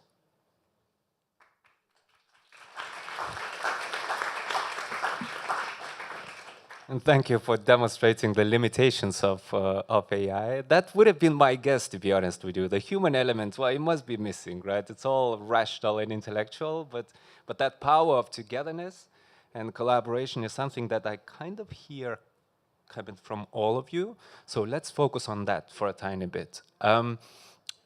Audience, I will come to you in a few minutes after one more round with a question. What do you need from collaboration with each other?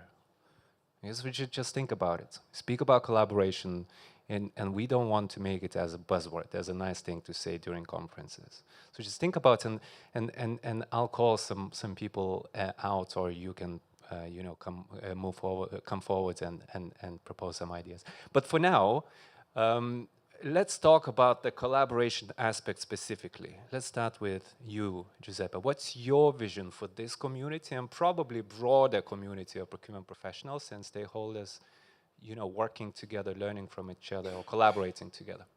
Yes, I think really that in this moment, this is the momentum for Europe to go ahead, to put to build up the new area with an effort of optimism also, because we discuss in these days, there is a rising awareness on the importance, also in the highly level, von der Leyen with the new commission, Mario Draghi, the report of Mario Draghi that has been recalled, the Financial Times, everything.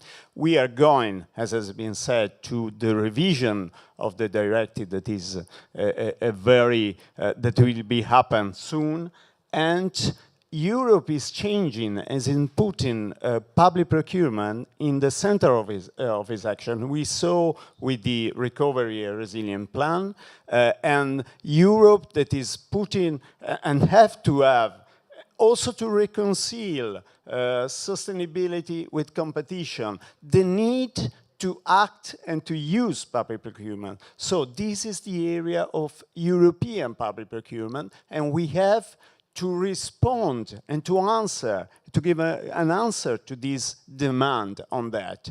And we have to create, it exists a network, but we have to formalize it, structure it, and I think we, the authorities and institutions that work on public procurement, that we have, as I said, to work together with civil society, to the academia, we have to reinforce a network, to speak with one voice, not only to share, is very important. We know, we do.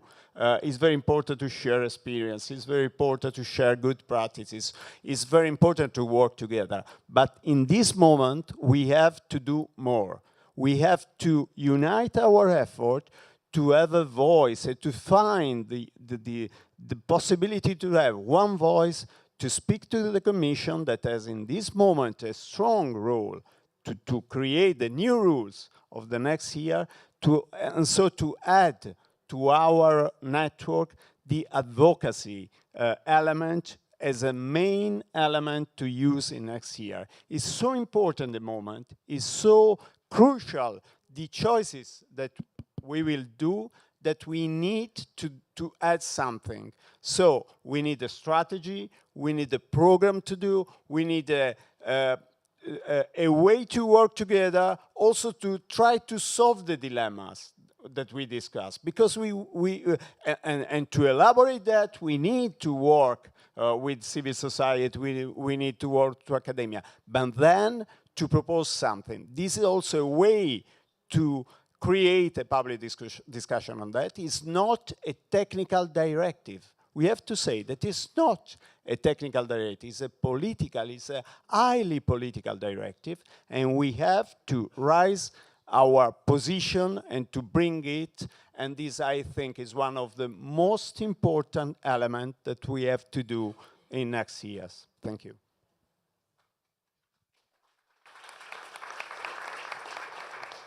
Thank you, Giuseppe. I'm very curious.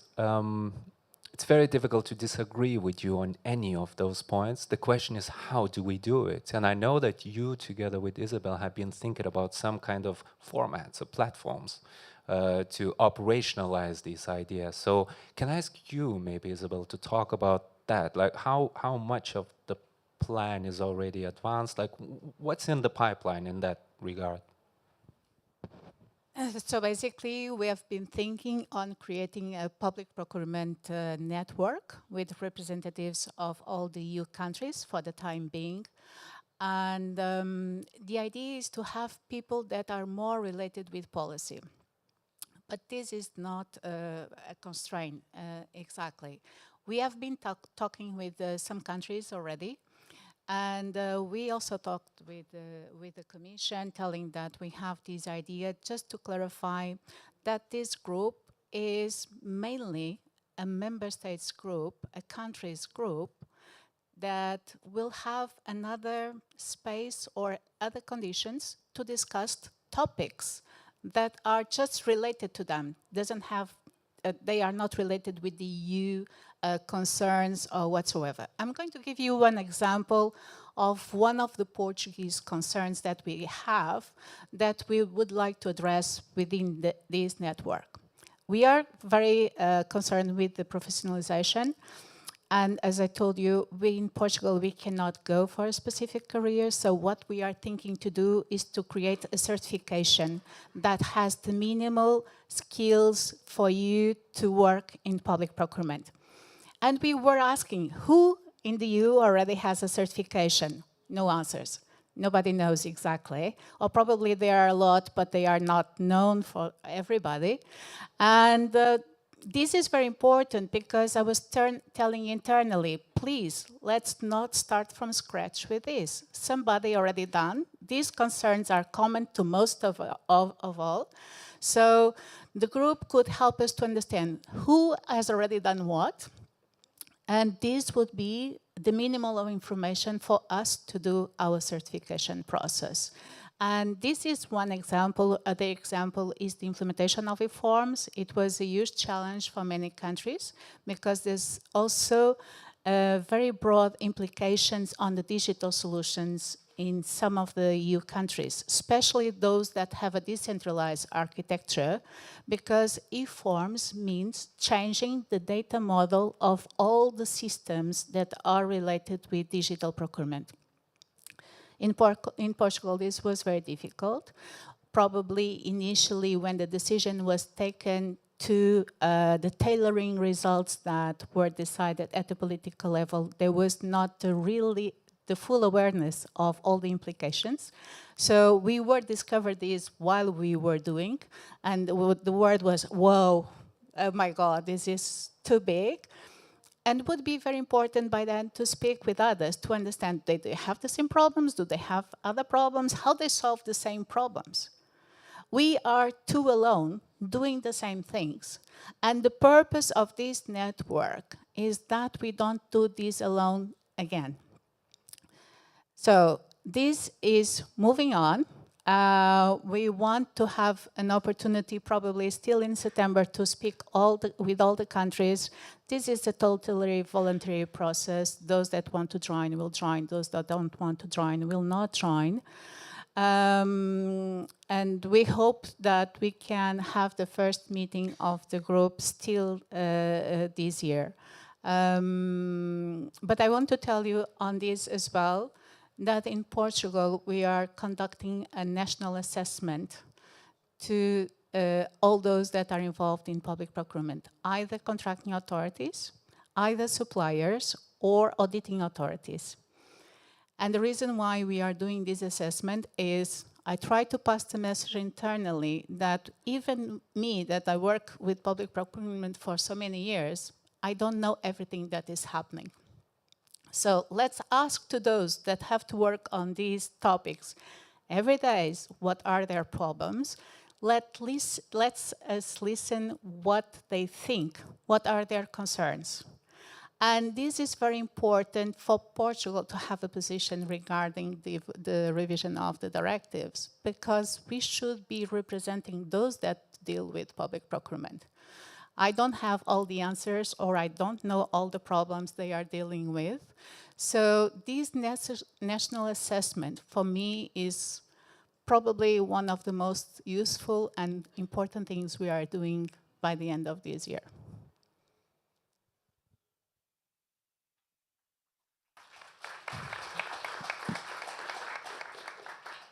Thank you, Isabel. It's so great to hear how tangible it's getting. And then it's coming, as Giuseppe said, in a very right moment when the directives are being reevaluated. Thank you for that. Jonid, a bit of a perspective of the EU neighborhood. You have been for the last 3-4 years, well, leading, I might say, the community of procurers in the Western Balkans. How is it going? What is your vision there? What's the big thing you're looking forward to in the next year or two? 2 years ago, exactly 2 years ago, we gathered in Tirana together with 8 leaders of procurement review bodies. Currently, right now, when we discuss about public procurement, we discuss for procurement agencies. It's quite good and quite important. But also, remedy system is very important in procurement. It's the final chain of the procurement, so it's very important to be together. It's very important to be open, to be transparent, and to be efficient. For that reason, 2 years ago, together with 8 other colleagues, we gathered in Tirana and we established the procurement review bodies, the network of procurement review bodies of Southeastern Europe. 8 members, and now it's growing. In only 2 years, we have seen the power of togetherness. We have seen that in only 2 years, we organized 4 big events to discuss and share our problematics, to discuss and share our challenges. I personally have been I had the honor to be in at least all Western Balkan countries to discuss and to meet tete-a-tete in person, all of them. And what I have seen is that there is a big need to have a common language about digitalization process, the common language about the transparency. And we've been working together with your excellent team during these years, how to establish new standards for publishing data for procurement reviewing bodies, because it's not difficult, even that all of us have different legislation into force, the principles are the same, because in our network we have also European countries members and also non-European countries members. Now we are 8, together with Kosovo, Turkey, North Macedonia, Montenegro, Romania, Croatia, Albania, and I'm happy to see that the other countries want to join us. We had a request by Slovakia procurement review bodies, and they are here, and I'm very happy. Ukraine, procurement review bodies, it's near to the accession in our network. Georgia, why not? Moldova, Serbia. So it's that we need to be together, we need to discuss, we need to share. In 3 weeks, we will be in Neum, in Bosnia, to discuss about what's next. What can we do next? Should we have a unified representative forum to keep the track of doing good things in our country? And we are very, very thankful to Sigma OECD, to ABRD, and to OCP that they are supporting the network, because it's very important. Even that we create the network isolated, we can do nothing. It's also important to have the international organizations and the minds behind to put this agenda forward. So for now, yes, we are now thinking about to be bigger and to share what we are doing in other countries. And in all of our members of networks, it's a specific need to be more transparent, to have new, let's say, new way of publishing information. And this is good, it's not only for us, but it's good first for our institution, because by learning by each other mistakes and problems is easy. By learning how each of us interpret different articles of EU directive, it's more easy to give the decision faster and to learn from other practices, but also for the business, for economic operators, for contracting authorities, because there is a lot of exchange between, at least between between Western Balkan countries. Albanian economic operators are participating daily in the procurement procedures in Kosovo. It's the same in Kosovo. Kosovo is Serbia. So we are one, and we need to be together in this, also in procurement reviewing bodies. Just an element to what has been said. Is important. We have to be, we as a European member state have to be very grateful for the work that has been doing by and that is described now by my friend Johnny. We need to build up the new rules in Europe, to project the new rules in Europe, to work together with this network. What I was thinking, and I think also at European level institution, I saw this process in data protection in my previous life, is necessary to work from the beginning with the countries that are candidate and that will join, we hope soon, with them, to elaborate with them, to share from the beginning. And so it's so important they to be also in the institution, at least as a server from the beginning, because otherwise we will not have a common rules and we will have some difficulty after. So is an advantage for European member states to have them on board from the beginning, Great, thank you so much for that. How does that sound to you? So we know that there are some plans to create some platforms, very tangible ideas in the Western Balkans already existing, in the future, well, semi-formalizing the platform for the European Union. How does that sound? Do you have any reflections, so maybe even demands? As you know, we spoke about use cases in the last day. What would you need from that collaboration? What is your highest demand from working together? Any contributions?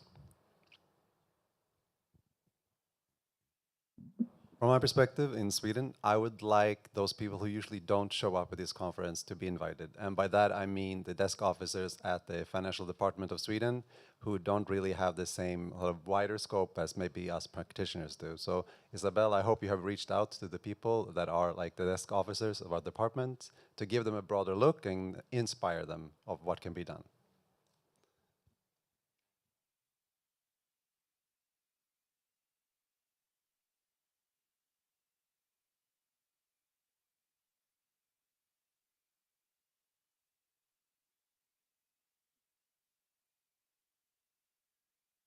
One of the things that I think we've learnt from the UK is that having a platform and having good data are not the same thing, right? So it's very easy to think, right, I'm going to commission something that is a database that allows people to publish data, and then you can really struggle if you don't have the right incentive to publish data and to be able to use that data.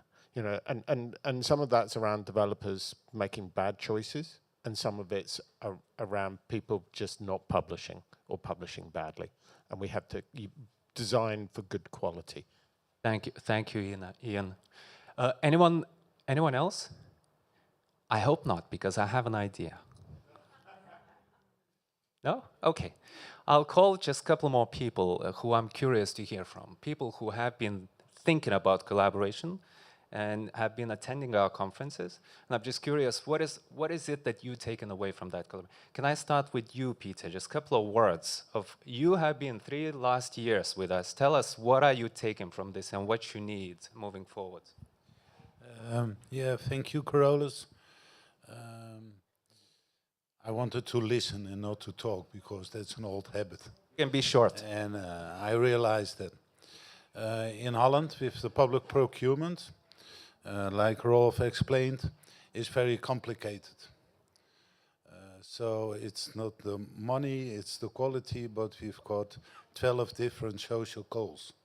Sometimes social return on investment, innovation.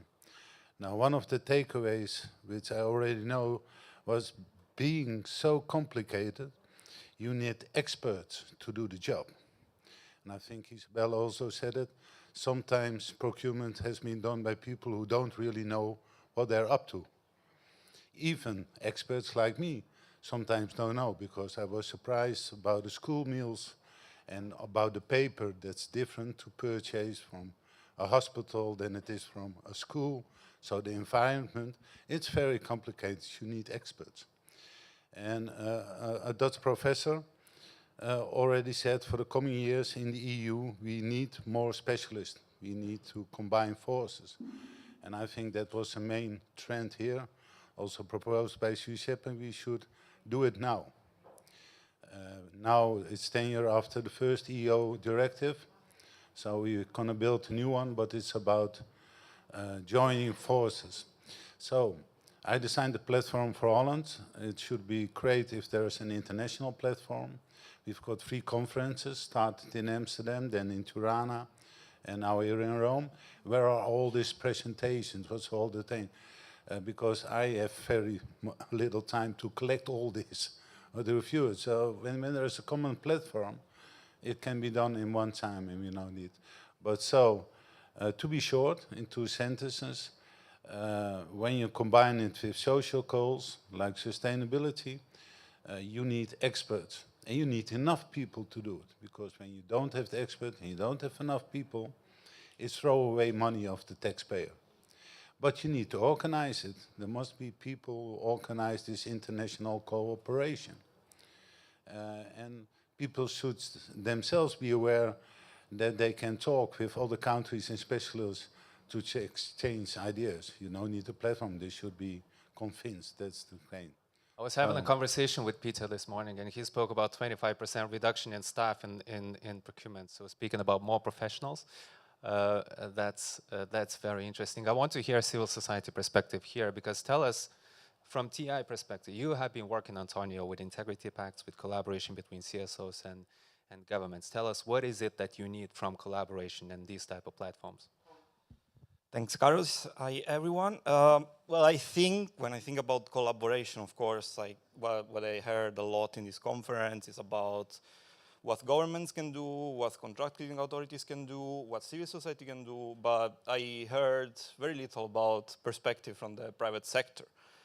I think what is key for governments, contracting authorities, and especially for civil society, which can work as an intermediary between all those actors, is to actually understand how private companies see the procurement process, like what are their main challenges and barriers, because I think in many cases, I think there are a lot of misunderstandings and things. I think like the private sector in many cases is treated as a passive actor, like as if they don't have any sort of interest in the fact that public procurement should be effective, efficient, and so on, treated sort of as the one who think only about the profits. I think there is need for more public-private dialogue in that sense, understand what companies expect from contracting authorities and governments when it comes to regulation. I think there is a need also to think about enforcement in a way that does not only punishes business, but also incentivizes business to behave with integrity and especially transparency. We speak about transparency in the public sector, but there should be also transparency in the private sector. I mean, today we speak a lot about data and technology, and that can also be used to actually open up, like see what the procurement market is made about, what kind of compliance policies the companies have, what do they do to fight corruption, and so on. So that is one point. And another point which I think is also very important is also to understand, given how huge procurement is across different countries, also to start to take a sectoral approach. Because I think when it comes to public-private dialogues, it's important to understand sort of the public procurement markets in terms of sectors and how to sort of spread transparency and accountability there. Have common rules for bidders who participate in those markets so that there is a more sort of level playing field. I know that might be a bit of a optimist view, but I think in the case of Europe, given of the single markets and everything that the European Union sort of does for the private sector, I think that would be very topical. Thank you, Antonio. We have time for one more. Can I ask you, Tundi, if you don't mind, from the academic perspective, your eyes. Huge. We come together here. I've seen you in a number of conferences. What do you get out from collaboration, cross-sectorally specifically? And what would be your expectation moving forward, specifically from working, together internationally? So thank you very much. First of all, there are several researchers in all over the world dealing with procurement and data. And what we can see that we do have higher quality data and more data. What would be more important is to share this knowledge, because if we have a USA spending or a PPDS or in Korea, South Korea, several very useful reports about power procurement, or we do have a lot of information from, for example, from South Africa, but we do not change this information and this knowledge. And we do have several indicators and frameworks in terms of the monitoring of procurement systems. So that would be very good to talk much more about. And when we have international power procurement conferences or just procurement conferences, now we do have much more sessions about these knowledge sharing. Not too many, but more than 10 years ago. So I think for the future, that would be more important to share this information. Thank you very much. Thank you very much. Time is up. So we will, this is the last probably 2 or 3 minutes when we are all together. I do want to use this opportunity, first of all, to thank Isabel for everything that you have done for us already and for the plans in the future. A lot is on your shoulder, but we'll follow you and we'll support you in whatever you need to make it happen. So thank you, Isabel, for that.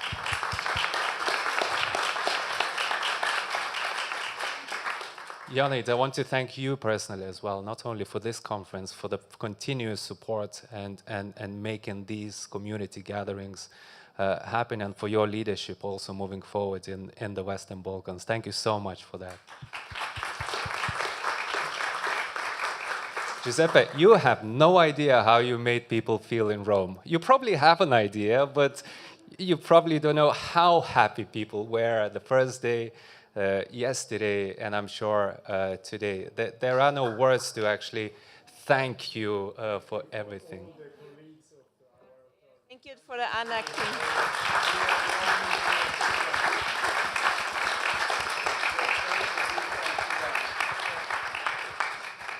Great, and we'll wrap it up with you here. Thank you. If I may just leave you with a tiny bit of you can leave. Thank you.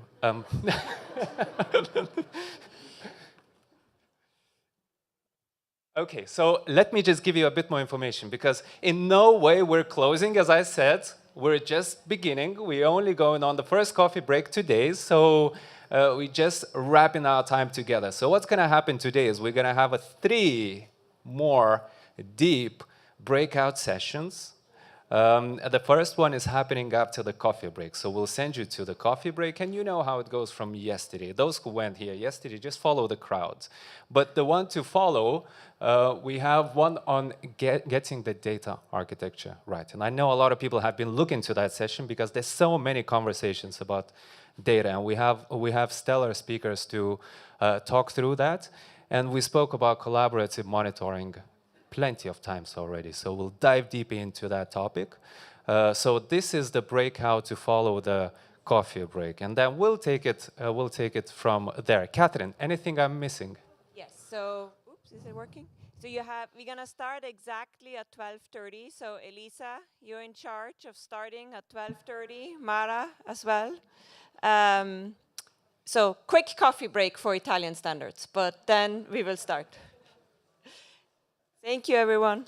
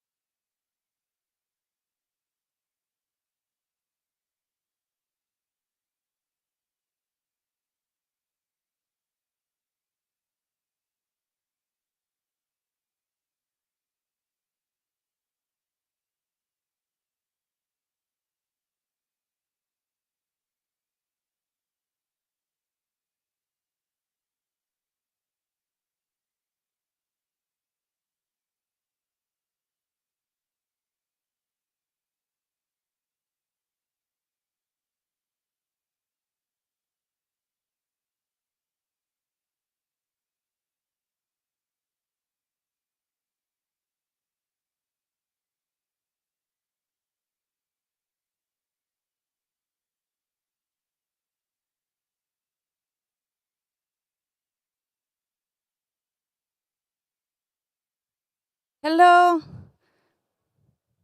Can you hear us?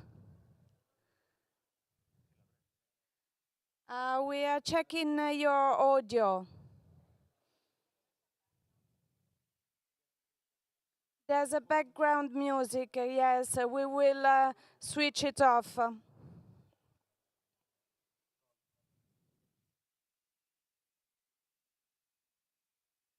So now,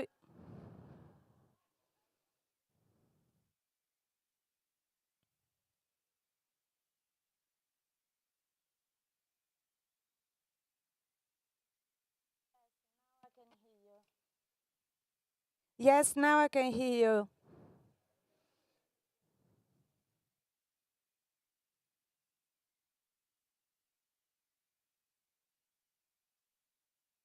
Okay.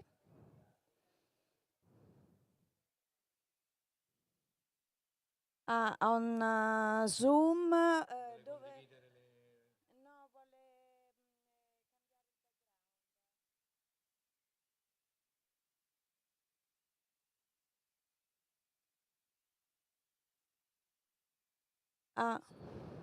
okay. When you in the low panel in the click on the arrow close to the video icon.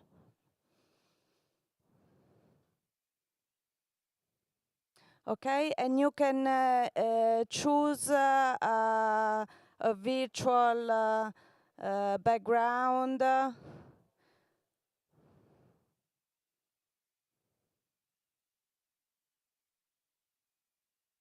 The blur, okay. Okay.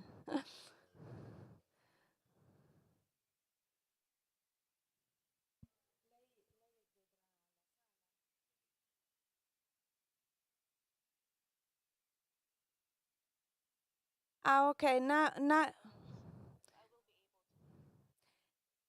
yes, this is what I was telling you. Now you see the event logo on the screen.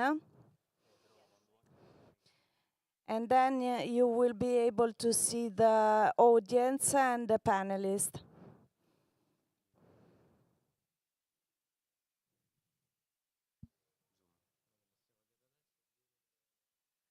We are not able to show you the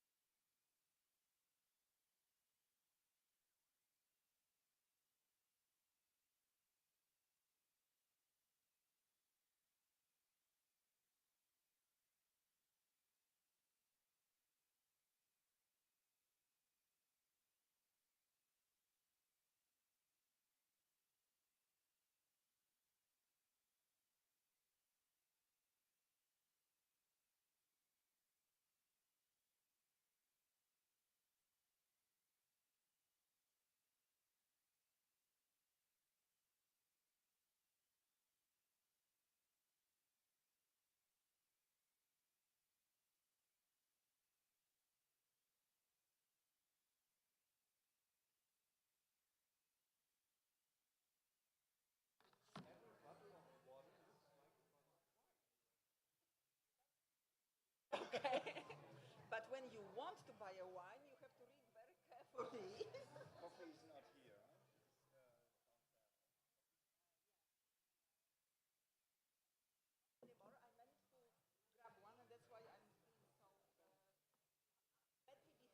Coffee. Yes, we have to.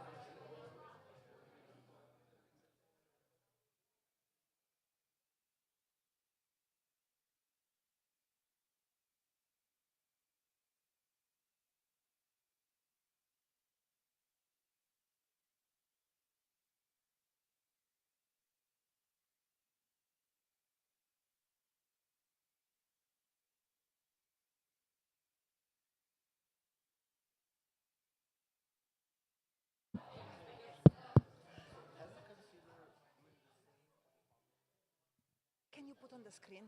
Thank you. Welcome back after coffee break, and I'm sorry for being instructed to keep the time. So if we could get everyone who wants to join us for the discussion about data architecture to come over, join us in the room, and we will be starting. 1 minute for technology to bring us our co-panelist, and she's hopefully already online.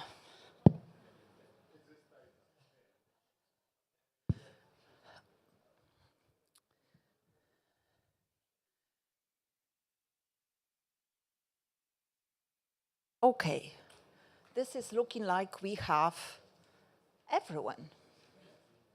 Very good. A practical question, does the technology work? Can you hear us? I can hear you well. Oh, perfect. So, I'm sorry to report 8 minutes delay, but we are starting. Good afternoon to all of you. I am Eliza Niewiadomska. I'm working for European Bank for Reconstruction and Development in London. And courtesy of being a partner in crime for collaboration with OCP, I have got a pleasure for moderating this panel on data architecture. And to make sure that you have the right people in the panel, I have asked Karolis, are you aware whom you invited for this panel? 2 lawyers, 1 scientist, 1 economist. Oh my God, and we are here to talk about the data architecture.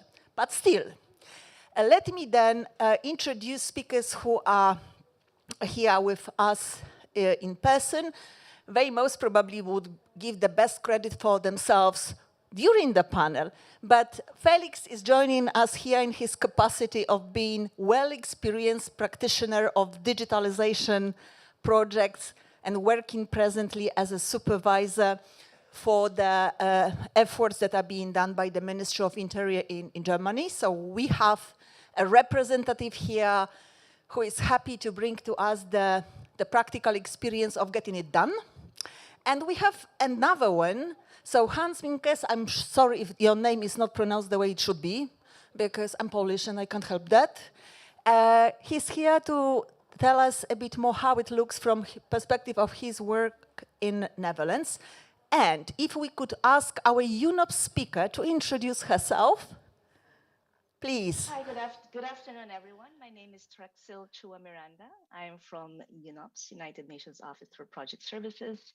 I am the team lead or the head of procurement assurance at PG. That's a procurement group of UNOPS. And I'm really pleased to be part of this panel. I really look forward to the discussions. Thank you. Thank you so much.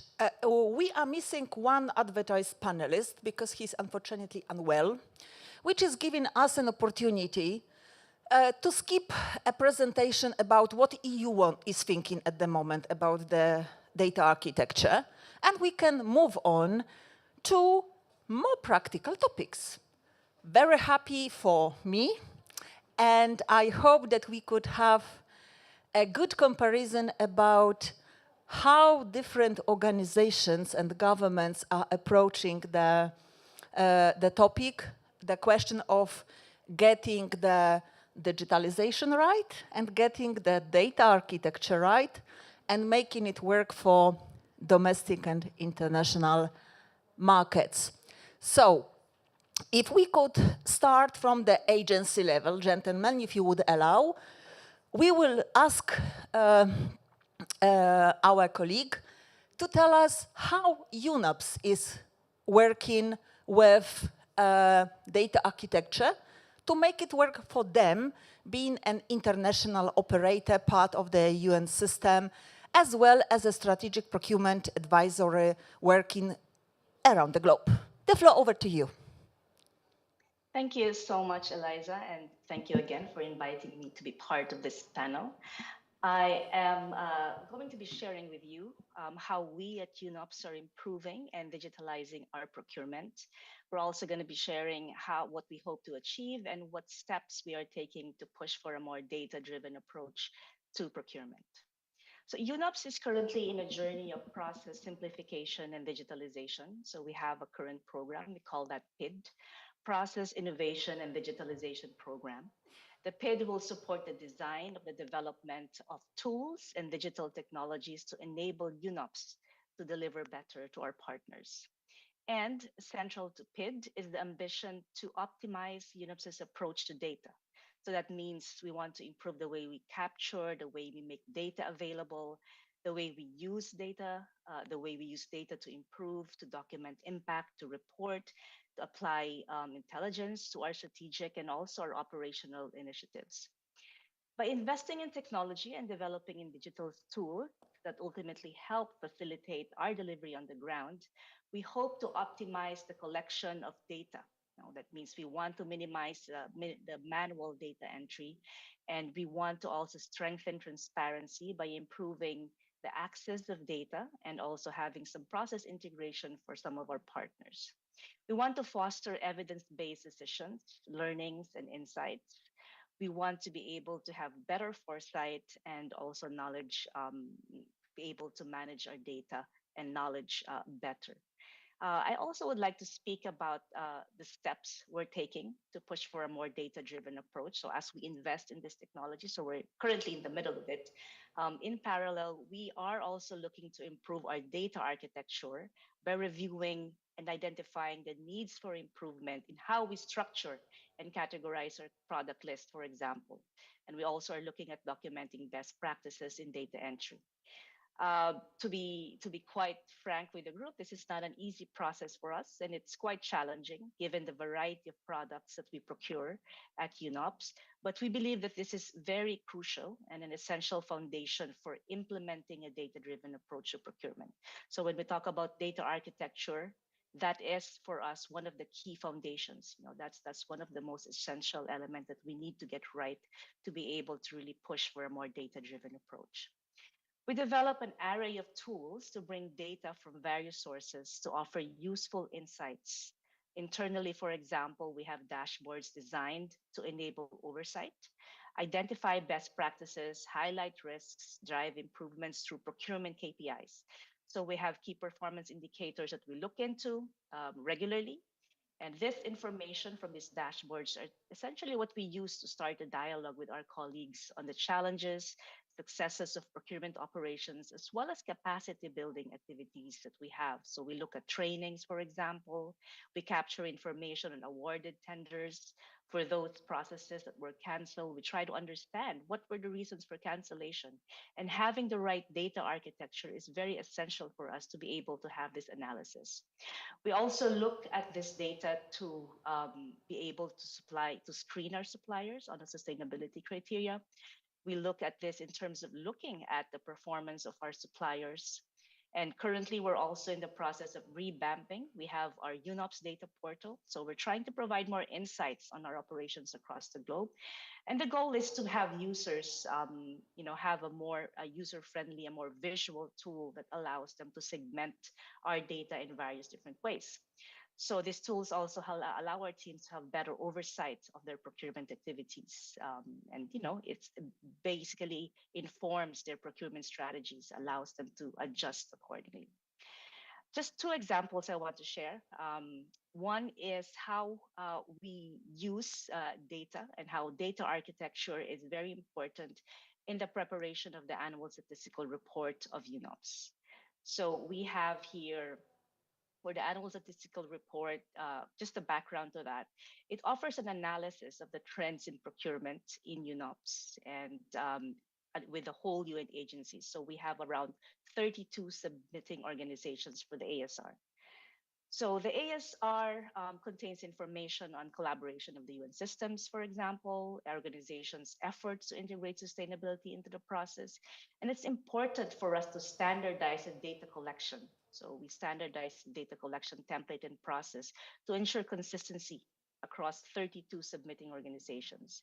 And the data is submitted and processed through our tool, and it's on our UNGM, or the UN Global Collective. We leverage a business intelligence tool, Looker Studio, to be able to support data analysis and visualization. While the ASR may not fall directly under the purview of the GDPR, we are committed to respecting its principles and ensuring that our data processing practices align with its requirements. So for example, we have a major contracts dashboard in UNGM, which publishes supplier names and also includes personally identifiable information. So for example, individual names to safeguard privacy. So this is something that we're always conscious about, balancing transparency against the risks that go with it. We want to be able to safeguard the privacy of these individuals, for example. So we assist organizations in identifying those kinds of sensitive information, and we remove those data by submission. However, the large data volume, so we have over 850,000 different supplier names, make the manual review of the data very challenging for us. So we address the issue by using AI tools to scan submissions and identify individual supplier names. So data protection is key to us. And we use this to analyze submissions, provide outputs of potential individual names. And then with that, we do our screening. Those are just a couple of examples that we have. To close, I'll just say that having a data-driven approach for us is about empowering UNOPS personnel and also our stakeholders to make better decisions. And developing a good data architecture is crucial to allowing us to have a more consistent, more reliable, and also scalable approach, and to have better quality data. It allows us to be more efficient in our data collection. A good data architecture allows us to process things more efficiently, helps us balance our commitment to transparency and also managing risks. And we have quite a long way to go from our side, but we're very optimistic, and we really value the learnings and this kinds of conversations, because I think it's important for us to continue to learn and be able to develop better practices. I'll stop there and hand it over to you, Eliza. Thank you so much, Drexel. So we have heard about agency level approach. Okay, notably UN is a pretty large agency, let's agree on that. But this is an example where the data architecture is clearly individually tailored to the institutional and organizational needs of the entity, and it's serving the operations, and it's serving operational management on the agency level. Thank you so much for sharing your experience. And with this, let us look at the national level perspectives. And when it comes to moving from agency level to national level, we are obviously looking into the question how to make the data architecture right for the market, not for the agency, and how today's capacities in terms of technology are enabling us to do it. And in practical terms, what is the best approach for getting it right for the domestic markets? Is it slightly similar to agency approach, bottom-up? So we are learning what we need in terms of data, and then we build the model that serves us. Or we are looking at top-down approach, which would tell us, okay, here's a standard or set of standards or best practices. We take it from there, and we try to see where we are as an economy placed in this case. So Felix, if we could start from you, how you see this in case of your own experience. Let's not call them challenges, please. So thank you to be here to join this panel here. And yeah, coming from the heaven. You may need the mic. Okay. So yeah, thank you for being here on this panel. And so just we heard about the heaven of data architecture, and now we are going to the construction side. Because, you know, in Germany we are federal structured, so we have, and I am on the Federal Ministry of the Interior, so I'm only the supervisor of it's a big public procurer, but with 12 billions of euros per year. But we have at about, somebody counted it, at about 30,000 public procurement units in whole Germany, because we have 12,000 communities, and every community has its unit with special needs, and they procure often themselves, or they are tied together, for example, for ICT. So this is a big zoo, and it is not possible that everybody is taking care of data architecture and so on. And I want to say the problem is also bigger, because data architecture is the base for a good data management, and the data management should fulfill a data strategy. And this itself should do what, or should say what your business purpose is. And speaking of this, we have several dimensions. Perhaps we want to get better, to look in the data, what can we do better? We can inform the politics. We have several dimensions that you can fulfill, and every dimension has its own purpose, has its own data management aspects, and will lead to a kind of differences in the data architecture or special needs. So talking a little bit about what we have done, we have our national e-forms standard that is derived from the EU standard, and it's the COSIT in Bremen who is taking care of it. And we have a gremium that is talking about the standard, what we should implement and what not. And in my opinion, what I have seen is that it is very important to have the different disciplines and dimensions in this gremium, because if you only have technicians, you will have what you will get what you know what I mean. You will not get all these purposes what you have in your strategy. And public procurement is so more, and data is so more in public procurement than only the data itself. It only has the value if you look at the purpose. And it's not only the technical view, so you have also to think at the economy that has a big part of the whole public procurement process. And so we are, because we are seeing the tendencies that it is getting very complex. So we are trying to have a look, how is this standard nationally built up. So this is really not easy. And what I have seen in our public procurement data space that we have since 1 year, yes, now, and you can get all the e-forms data, and also below the thresholds if the lenders are taking part. It is only 3, I think, at this moment, and we are trying to get them on board. But the data quality, if you look at it, is not that what we intended. For example, the post-award notice of a framework contract saying 1 cent of contract value is not true. It is only because you are not obliged to get products from the contract, because you don't have this how it's called in English. So you're not obliged to run the contract, and this is not what is meant. in the end. So you can't work with this data. Yeah.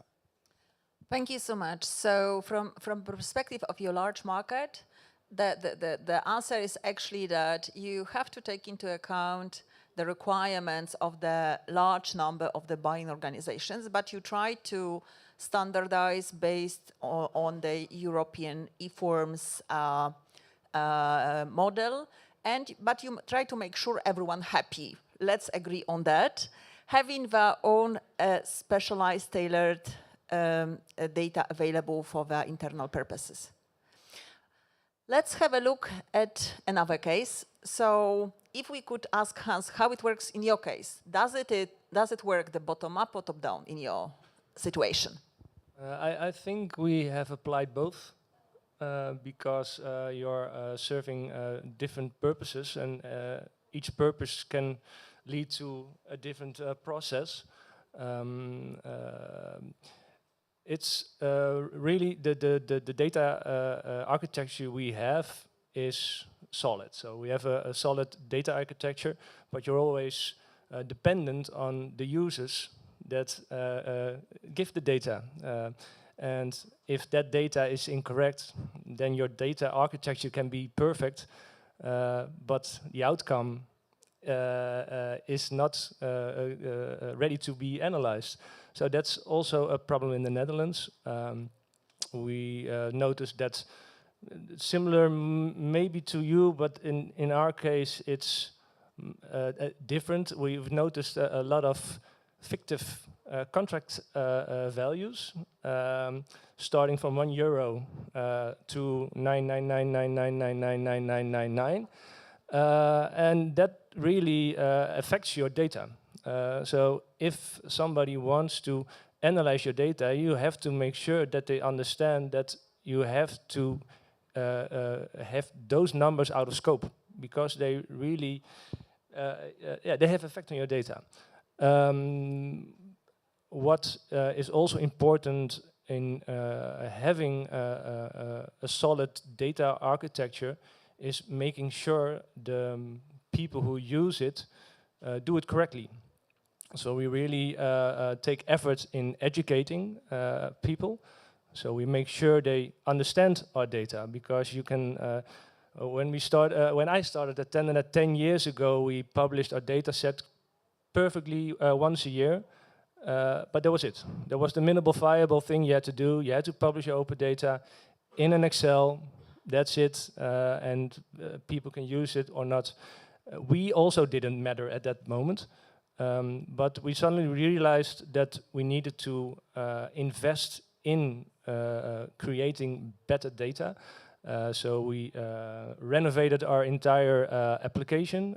Maybe that's also, I didn't really have a short introduction, but Tendernet is a government procurement platform. So all the announcements need to be published on Tendernet above threshold. Below threshold is optional. That's something maybe some of you will ask questions about, I think. So above threshold, everything needs to be published on Tendernet. And there are two options to publish it on Tendernet. One option is through commercial platforms. So if as a contracting authority, you can use a commercial platform to run your tender, but every announcement goes on Tendernet, and that works with a connection we've made. So every commercial platform can connect to Tendernet and automatically send their announcements to us. But we also created an application of our own. So you can also register as a contracting authority at Tendernet. From the market consultation to the contract award, the entire process is in Tendernet. And so that's what Tendernet is. That's maybe to get to understand where I'm from. But having that data also gives a responsibility of making sure the data is used properly. So so when we publish our data sets, that's 2 times a year, we make sure we have information about how to read it, because thanks to the e-forms, thanks to all the different versions of forms that are created, you have a lot of discrepancies in that Excel sheet. You cannot say column A is from 2010 to 2024 the same, because sometimes it's blank for the first 10 years, and suddenly in 2020 it was created. And it's full. Yes, so you really need to know that, and you need to educate people that that is how to reach your Excel. So that's an important thing. We also think controlling your data is very important, because just publishing it is not enough, because people are going to use your data, and you have to make sure they use it correctly. So educating, but also making sure that if they use it, if they make an analysis, make sure it's the right analysis. Make sure the conclusions they are presenting are correct. So we do a lot of fact checking. So if we see articles shown up based on Tendernet data, we make sure the analysis is correctly. So we also checked, for example, opentender.eu. They also used our data, and we found out a lot of conclusions they made were incorrect. So we contacted them and we said, you're using our data, but you're using it incorrectly. So please correct it. So that's also important. And also put it to use. So you also said about purpose, making, creating purpose for your data. So we also are making it to use to our users. I talked to a lot of small buyer teams, small municipalities, one, sometimes two persons who are responsible for buying pencils, printers, green management, everything. They don't have time to do analysis. They don't have time to do a market research. So we're trying to help them by creating dashboards that make easily accessible graphs.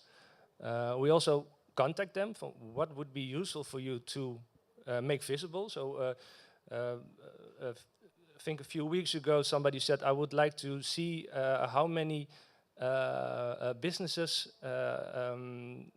how many suppliers are based locally. So, and this person couldn't do it based on his own data, but we're making a graph. They can make it easily accessible how the regional awarding is. And also the tender trends, I told it in another session, it's an AI-based tool that's based on the public data, and it also helps them in the process of researching the market. So yeah, that's what we find important. So it's not only publishing data, it's making purpose, creating purpose to the data and controlling it. Thank you so much. So as you have heard, we have here 2 points of view, at supervision and regulatory level, when we have the case of Germany, where the main job is to understand the scale, the institutional setup, and quality of the aggregation, versus a more, I would say, platform perspective, because you have to manage also your own services directly. So for you, the data architecture is as important as data collection mechanism and data validation and essentially data cleaning, if I may put it this way. So looking at the challenge in front of you, we have a scale on one side, and we have tailoring of the services on the other one. But the level of complexity, I understand, is immensely huge in both cases. And looking at the methodological approach to what you do, are you taking the lawyer's perspective? What we want to see in our data architecture is to have the scope of information well represented, from notices through tender to contracts. So we look more at having standard bidding documents digitalized and working well and collecting all the data throughout the steps of the procedure. Or your challenge is mainly driven from the data model perspective when you think about setting up the architecture for your own purposes. Felix, if we may ask you to share your point. So it's really interesting if you are from the legal point of view, if you are doing errors or you have a lot of errors and you see in the data. If I understand you correctly, it's sure it's one of the bases. That you are corruption free and so on. And if you see in the data this, what is, I think, very, very important is that we have good contracts, that we have good contracts and we can get good products for less money. This is the goal. And concerning the data and data architecture, so we are thinking, so we are not doing, we're also doing dashboards, and we also have this central platform with the data service where you can, with a single sign-in for all companies, it's German-wide from the tax number, I think it's the tax number. And so you can log in and have your features there, your last searches or what you want to filter, I don't know, a region and so on. But we want to extend it, so we are thinking about it to extend it. It's to say it's not there already. So that we want to make a platform with the basis procedure.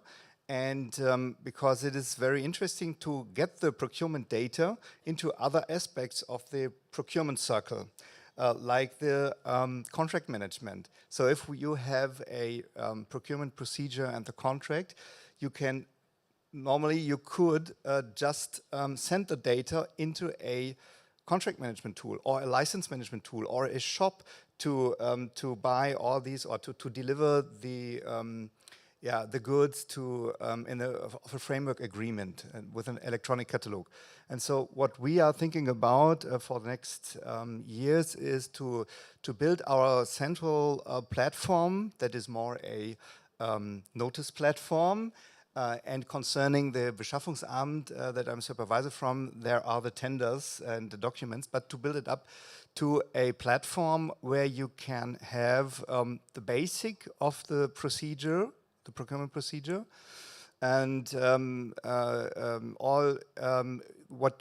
it is open in an open platform where enterprises can deliver their applications, like in an app store. And so if you procure, you can say, after my procurement, I want to put my data into the contract management from, I don't know whom, who has an application in this open platform.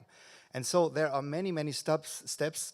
What we are also thinking about is if you if you want to make procedures, you have these criterias, these criterias that are common in this procedure and another procedure, saying in Munich you have one procedure that has the same criteria like in another city, and you can assume that if they reach this criteria, the enterprises, they will also be qualified on the other. So if you have one platform and you have a data architecture that is fulfilling these so central aspects in a central way, you can do this and get more efficient. And so addressing the whole procurement circle. And this is one goal that we have for the future. Yeah. Well, this is something super interesting when we see here the discussion about data architecture evolving from getting the data captured to redesigning the data architecture actually for sharing and for interoperability with other e-government systems. Would it be the same objective in your case? Are you collaborating with e-government? Do you aim for using data as an interoperability tool for your market? It's very good that you pointed this out, because this is also a very interesting subject in our country. Peter also already talked about contract management as being a very important part that should be brought under attention, and we also see the possibility of trying to make a connection with the contract management toolings that there's a lot of.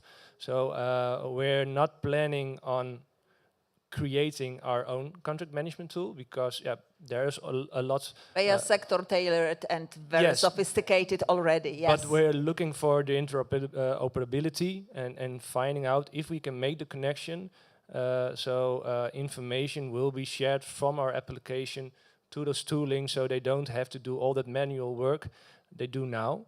What we're also looking is, we're talking about the end of the procurement phase. We're also looking for the beginning of the procurement phase, before there's even a procurement, and that's when there's potential procurement, there's planning. In the Netherlands, it's very difficult. There's no central platform where you can find the planned tenders of central government or decentral government. Everybody has his own website. Maybe once, twice a year, they share an Excel with some information. As a supplier, it's a jungle. You can't find central information about that. And we are really thinking about creating one central platform, using our application for contract authorities to inform suppliers about possible tenders for in the future. Thank you so much. So if we can ask Trexel if she would like to comment on what has been said so far. Yes, 2 points actually. I think Hans made a very good point about creating purpose to the data. And I think this really resonated with me, because this is what we're trying to do as we embark on this digitalization program. You know, it's a very challenging initiative, because we're realizing that traditionally, systems are designed to support operations with not a lot of thinking in terms of how the data will be used and extracted down the line. So this means now that as we are exposing more data, we're finding many issues with the data that could require us to go back to IT teams, diagnose what are these issues and irregularities. So this highlights to us that when we develop new systems and functionalities in the future, we need to ensure that we have detailed discussions on what we want to get out of the data. And also there's the education element of it. No? So I think that's also an important piece of it. Educating the people in terms of how the data they're inputting will be used down the line, I think is important, so they appreciate the value. And the other piece of it is imposing some sort of control. I think a colleague mentioned that, because there's also that, I think there's still the culture of us sometimes putting a lot of information that more is better. But that doesn't necessarily help down the line in terms of really extracting what's needed in terms of the information. So setting parameters also in terms of minimizing free text, for example, is one thing that we're working on. You know, if we want to understand better why bids are being canceled or what are the issues for a particular process, we want to set parameters already so people can choose from.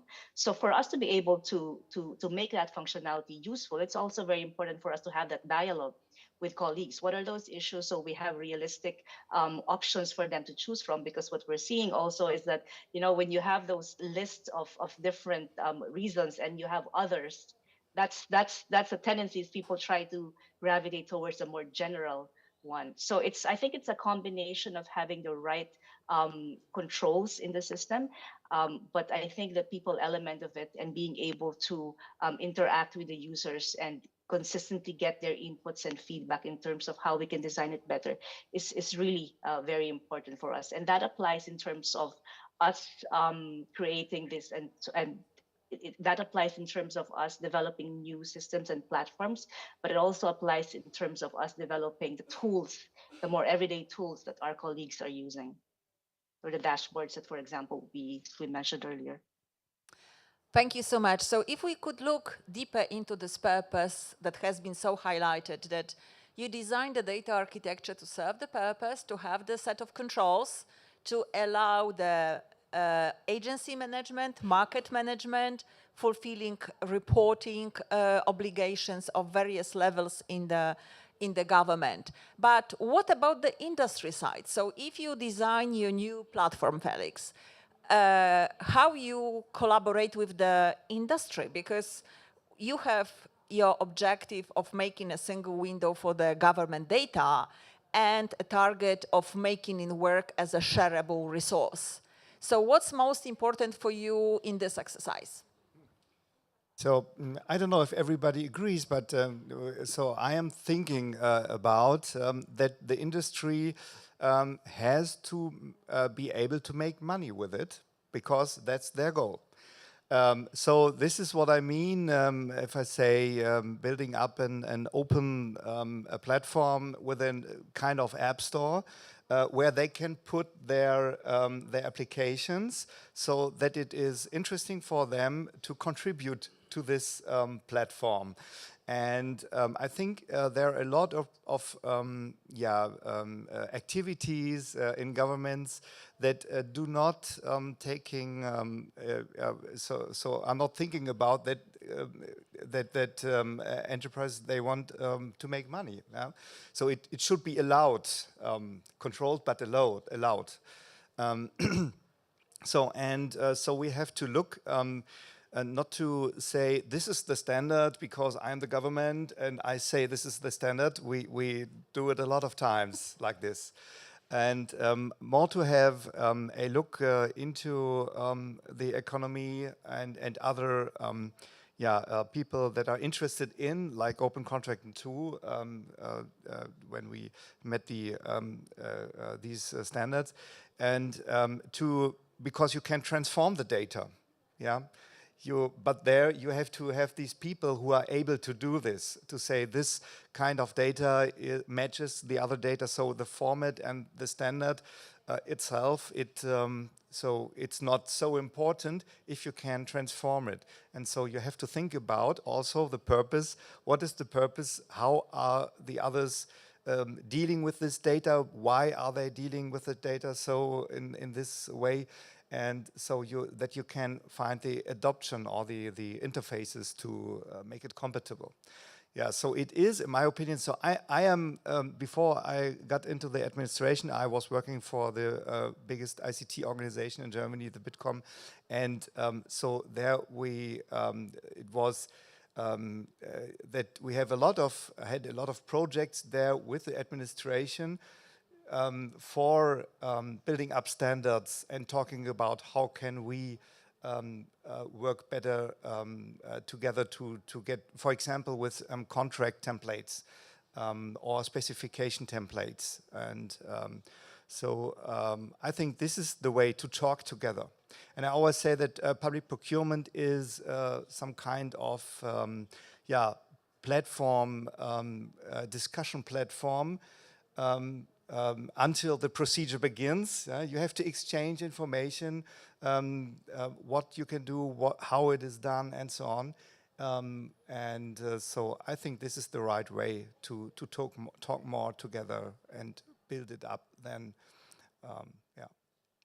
Well, and looking at your experience of working with the industry, because you are already aggregating in practical terms from commercial platforms as well, what's the key lessons that you have learned through your own operations so far, and what are the objectives for your future development? I first also wanted to start off with a conversation I had with my friend of Tendium. We talked about stakeholdership. If a company like Tendium is a stakeholder of us, and I said no, but it doesn't mean we can't work together. Because I think with stakeholdership you have a mutual dependency, and the companies who use our data to sell it to other companies, there's no mutual dependency, but we do need to make the data available for them because they give extra value. They add value to the data. So we have an API. I think you just registered yesterday. So they can use that API for extracting the data. With our commercial platforms, it's a difficult discussion. We have, like I said, a connection. So commercial parties can connect with TenderNet and make sure the announcements appear automatically on our platform. Only the market has been dominated at this moment by one company. So there's not really competition anymore on that side. So but that's another discussion. And also, we are having a good, we are working together, but they can make their own choices in how they adapt e-forms. They can choose to do the one way or the other. So that's also a discussion, but because that also ends up in the end in the data you reproduce. So sometimes something can miss in our data and what is available in their data.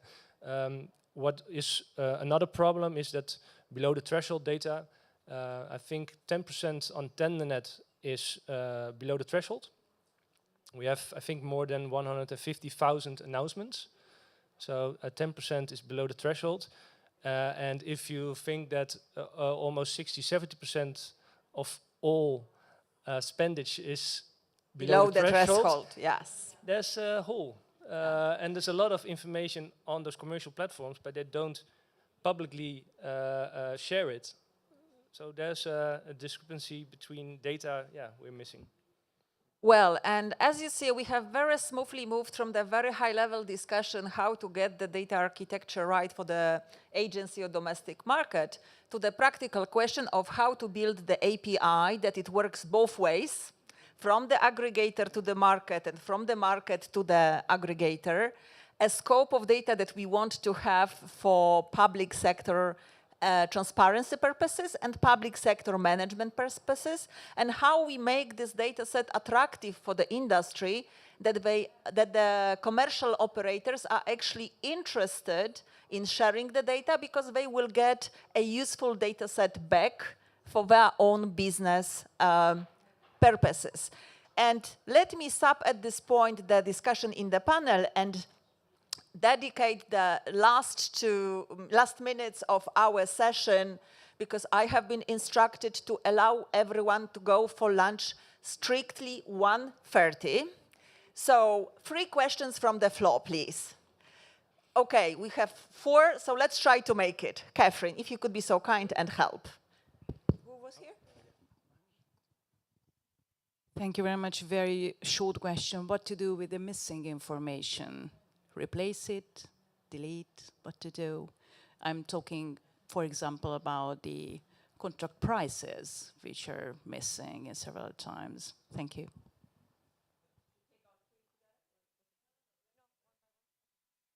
Is it directly to one of us? To all of you. Go. What's your approach? No. Well, I can comment. Partly policy. Policy should press on specific information that is missing now, maybe because it's not mandatory. And if it's not mandatory, they don't give us that information. So, and that needs to be, or from the European Commission, be made mandatory from policymakers on a national level. What you also said, missing information, replace it. What did you mean by that?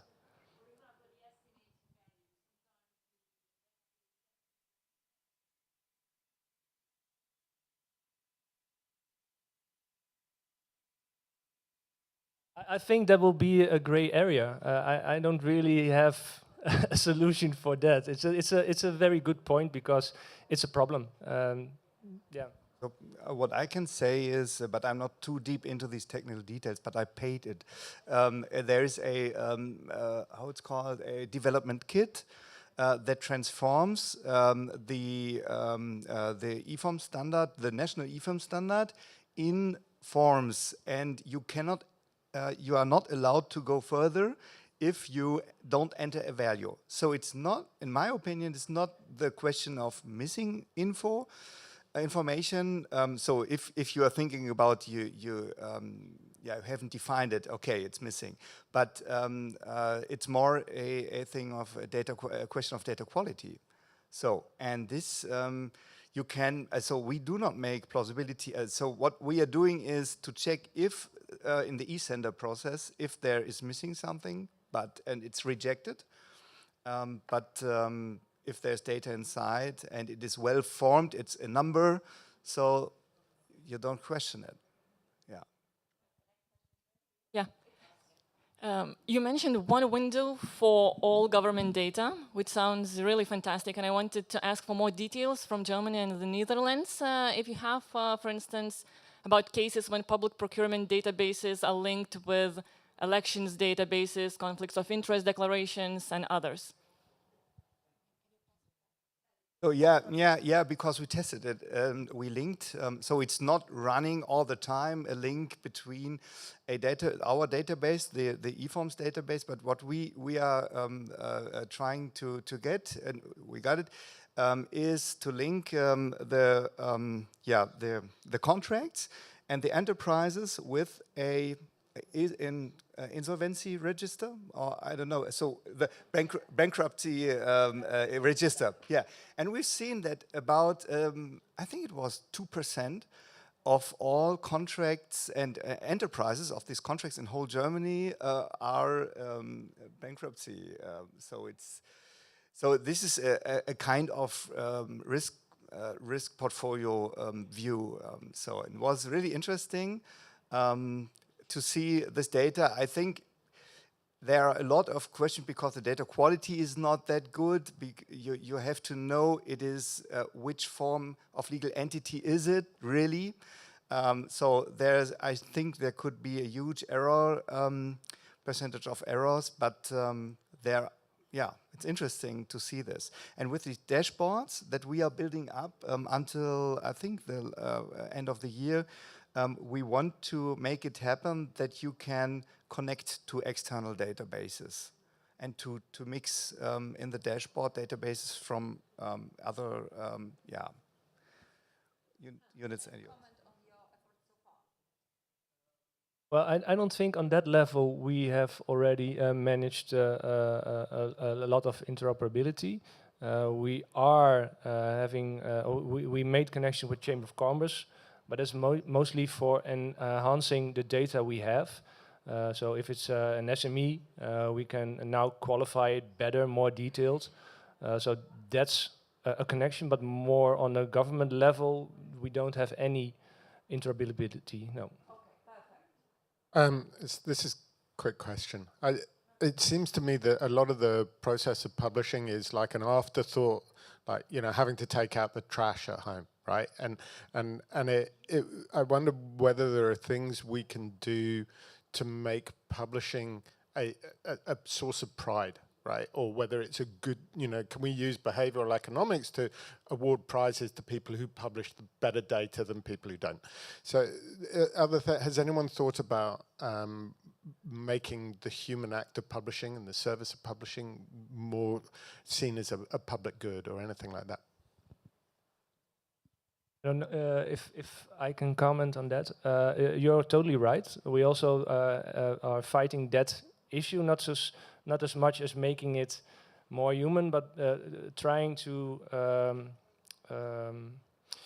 bring the user earlier into our application so we can inform them better about possibilities, about what they're going to see when they start creating a tender, because mostly they already have everything ready, all the documents are ready, all the tender documents are ready, and then they have a TenderNet person who is responsible for filling all the details, filling all the forms, and publishing. And we want to bring them earlier into the process so they know what they are going to experience.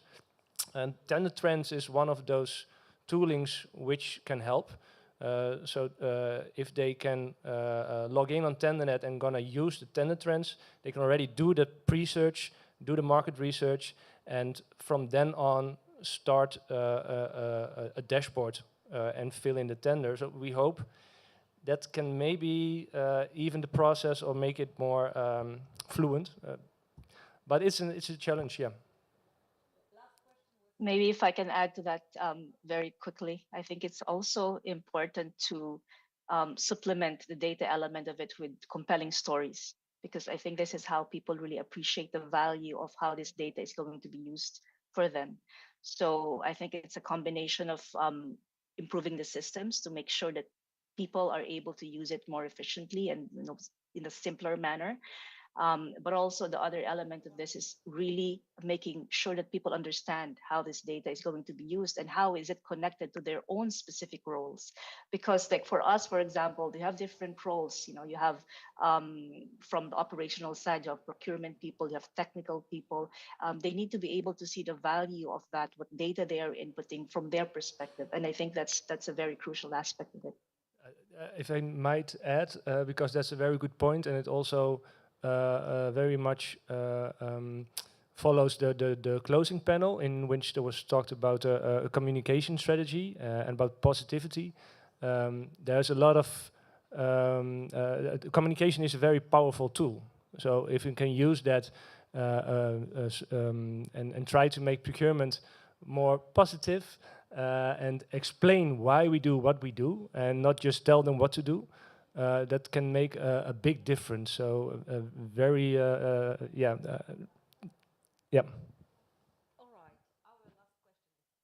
Are you sure? All right. So my question is, one of the reasons all below threshold notices isn't published in TenderNet, if I understood you correctly, was because we have one very dominant market player that isn't willing to share that much information? Luckily, that's a short question, and I can give a short answer. No, that is not the reason. There's a lot of below the threshold on TenderNet, but it's not because of the dominant market. It's just they choose not to publish on TenderNet, and that's a choice. Because it's not mandatory, yeah. Well, if I may borrow this instrument to utilize last minute to thank you, all of you, for joining us for this panel. Thank you so much, Drexel, for making your time on a totally different time zone, which is very much appreciated because we have made you a very early morning start today. Thank you so much for being with us.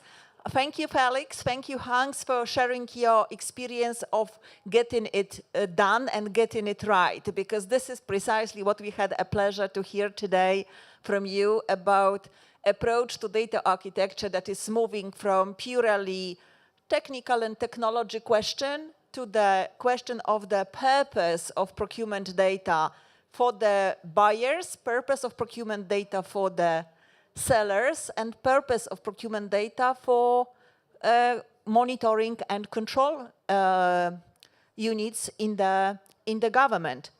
What I would like all of you to take from this panel, it is perhaps something that has been pulled out by the questions. When we are discussing publishing of procurement data by the public buyers, we have to make sure that whatever data architecture we would approach, the public buyer has the understanding that publishing of this data serves them in the first place, and they are benefiting from having it published. And I think that this is a very useful perspective for all policy advisors to adopt. Make sure that data architecture works in the first place for people who are doing the job. Thank you so much. Let me invite everyone for lunch. Thank you. Thank you.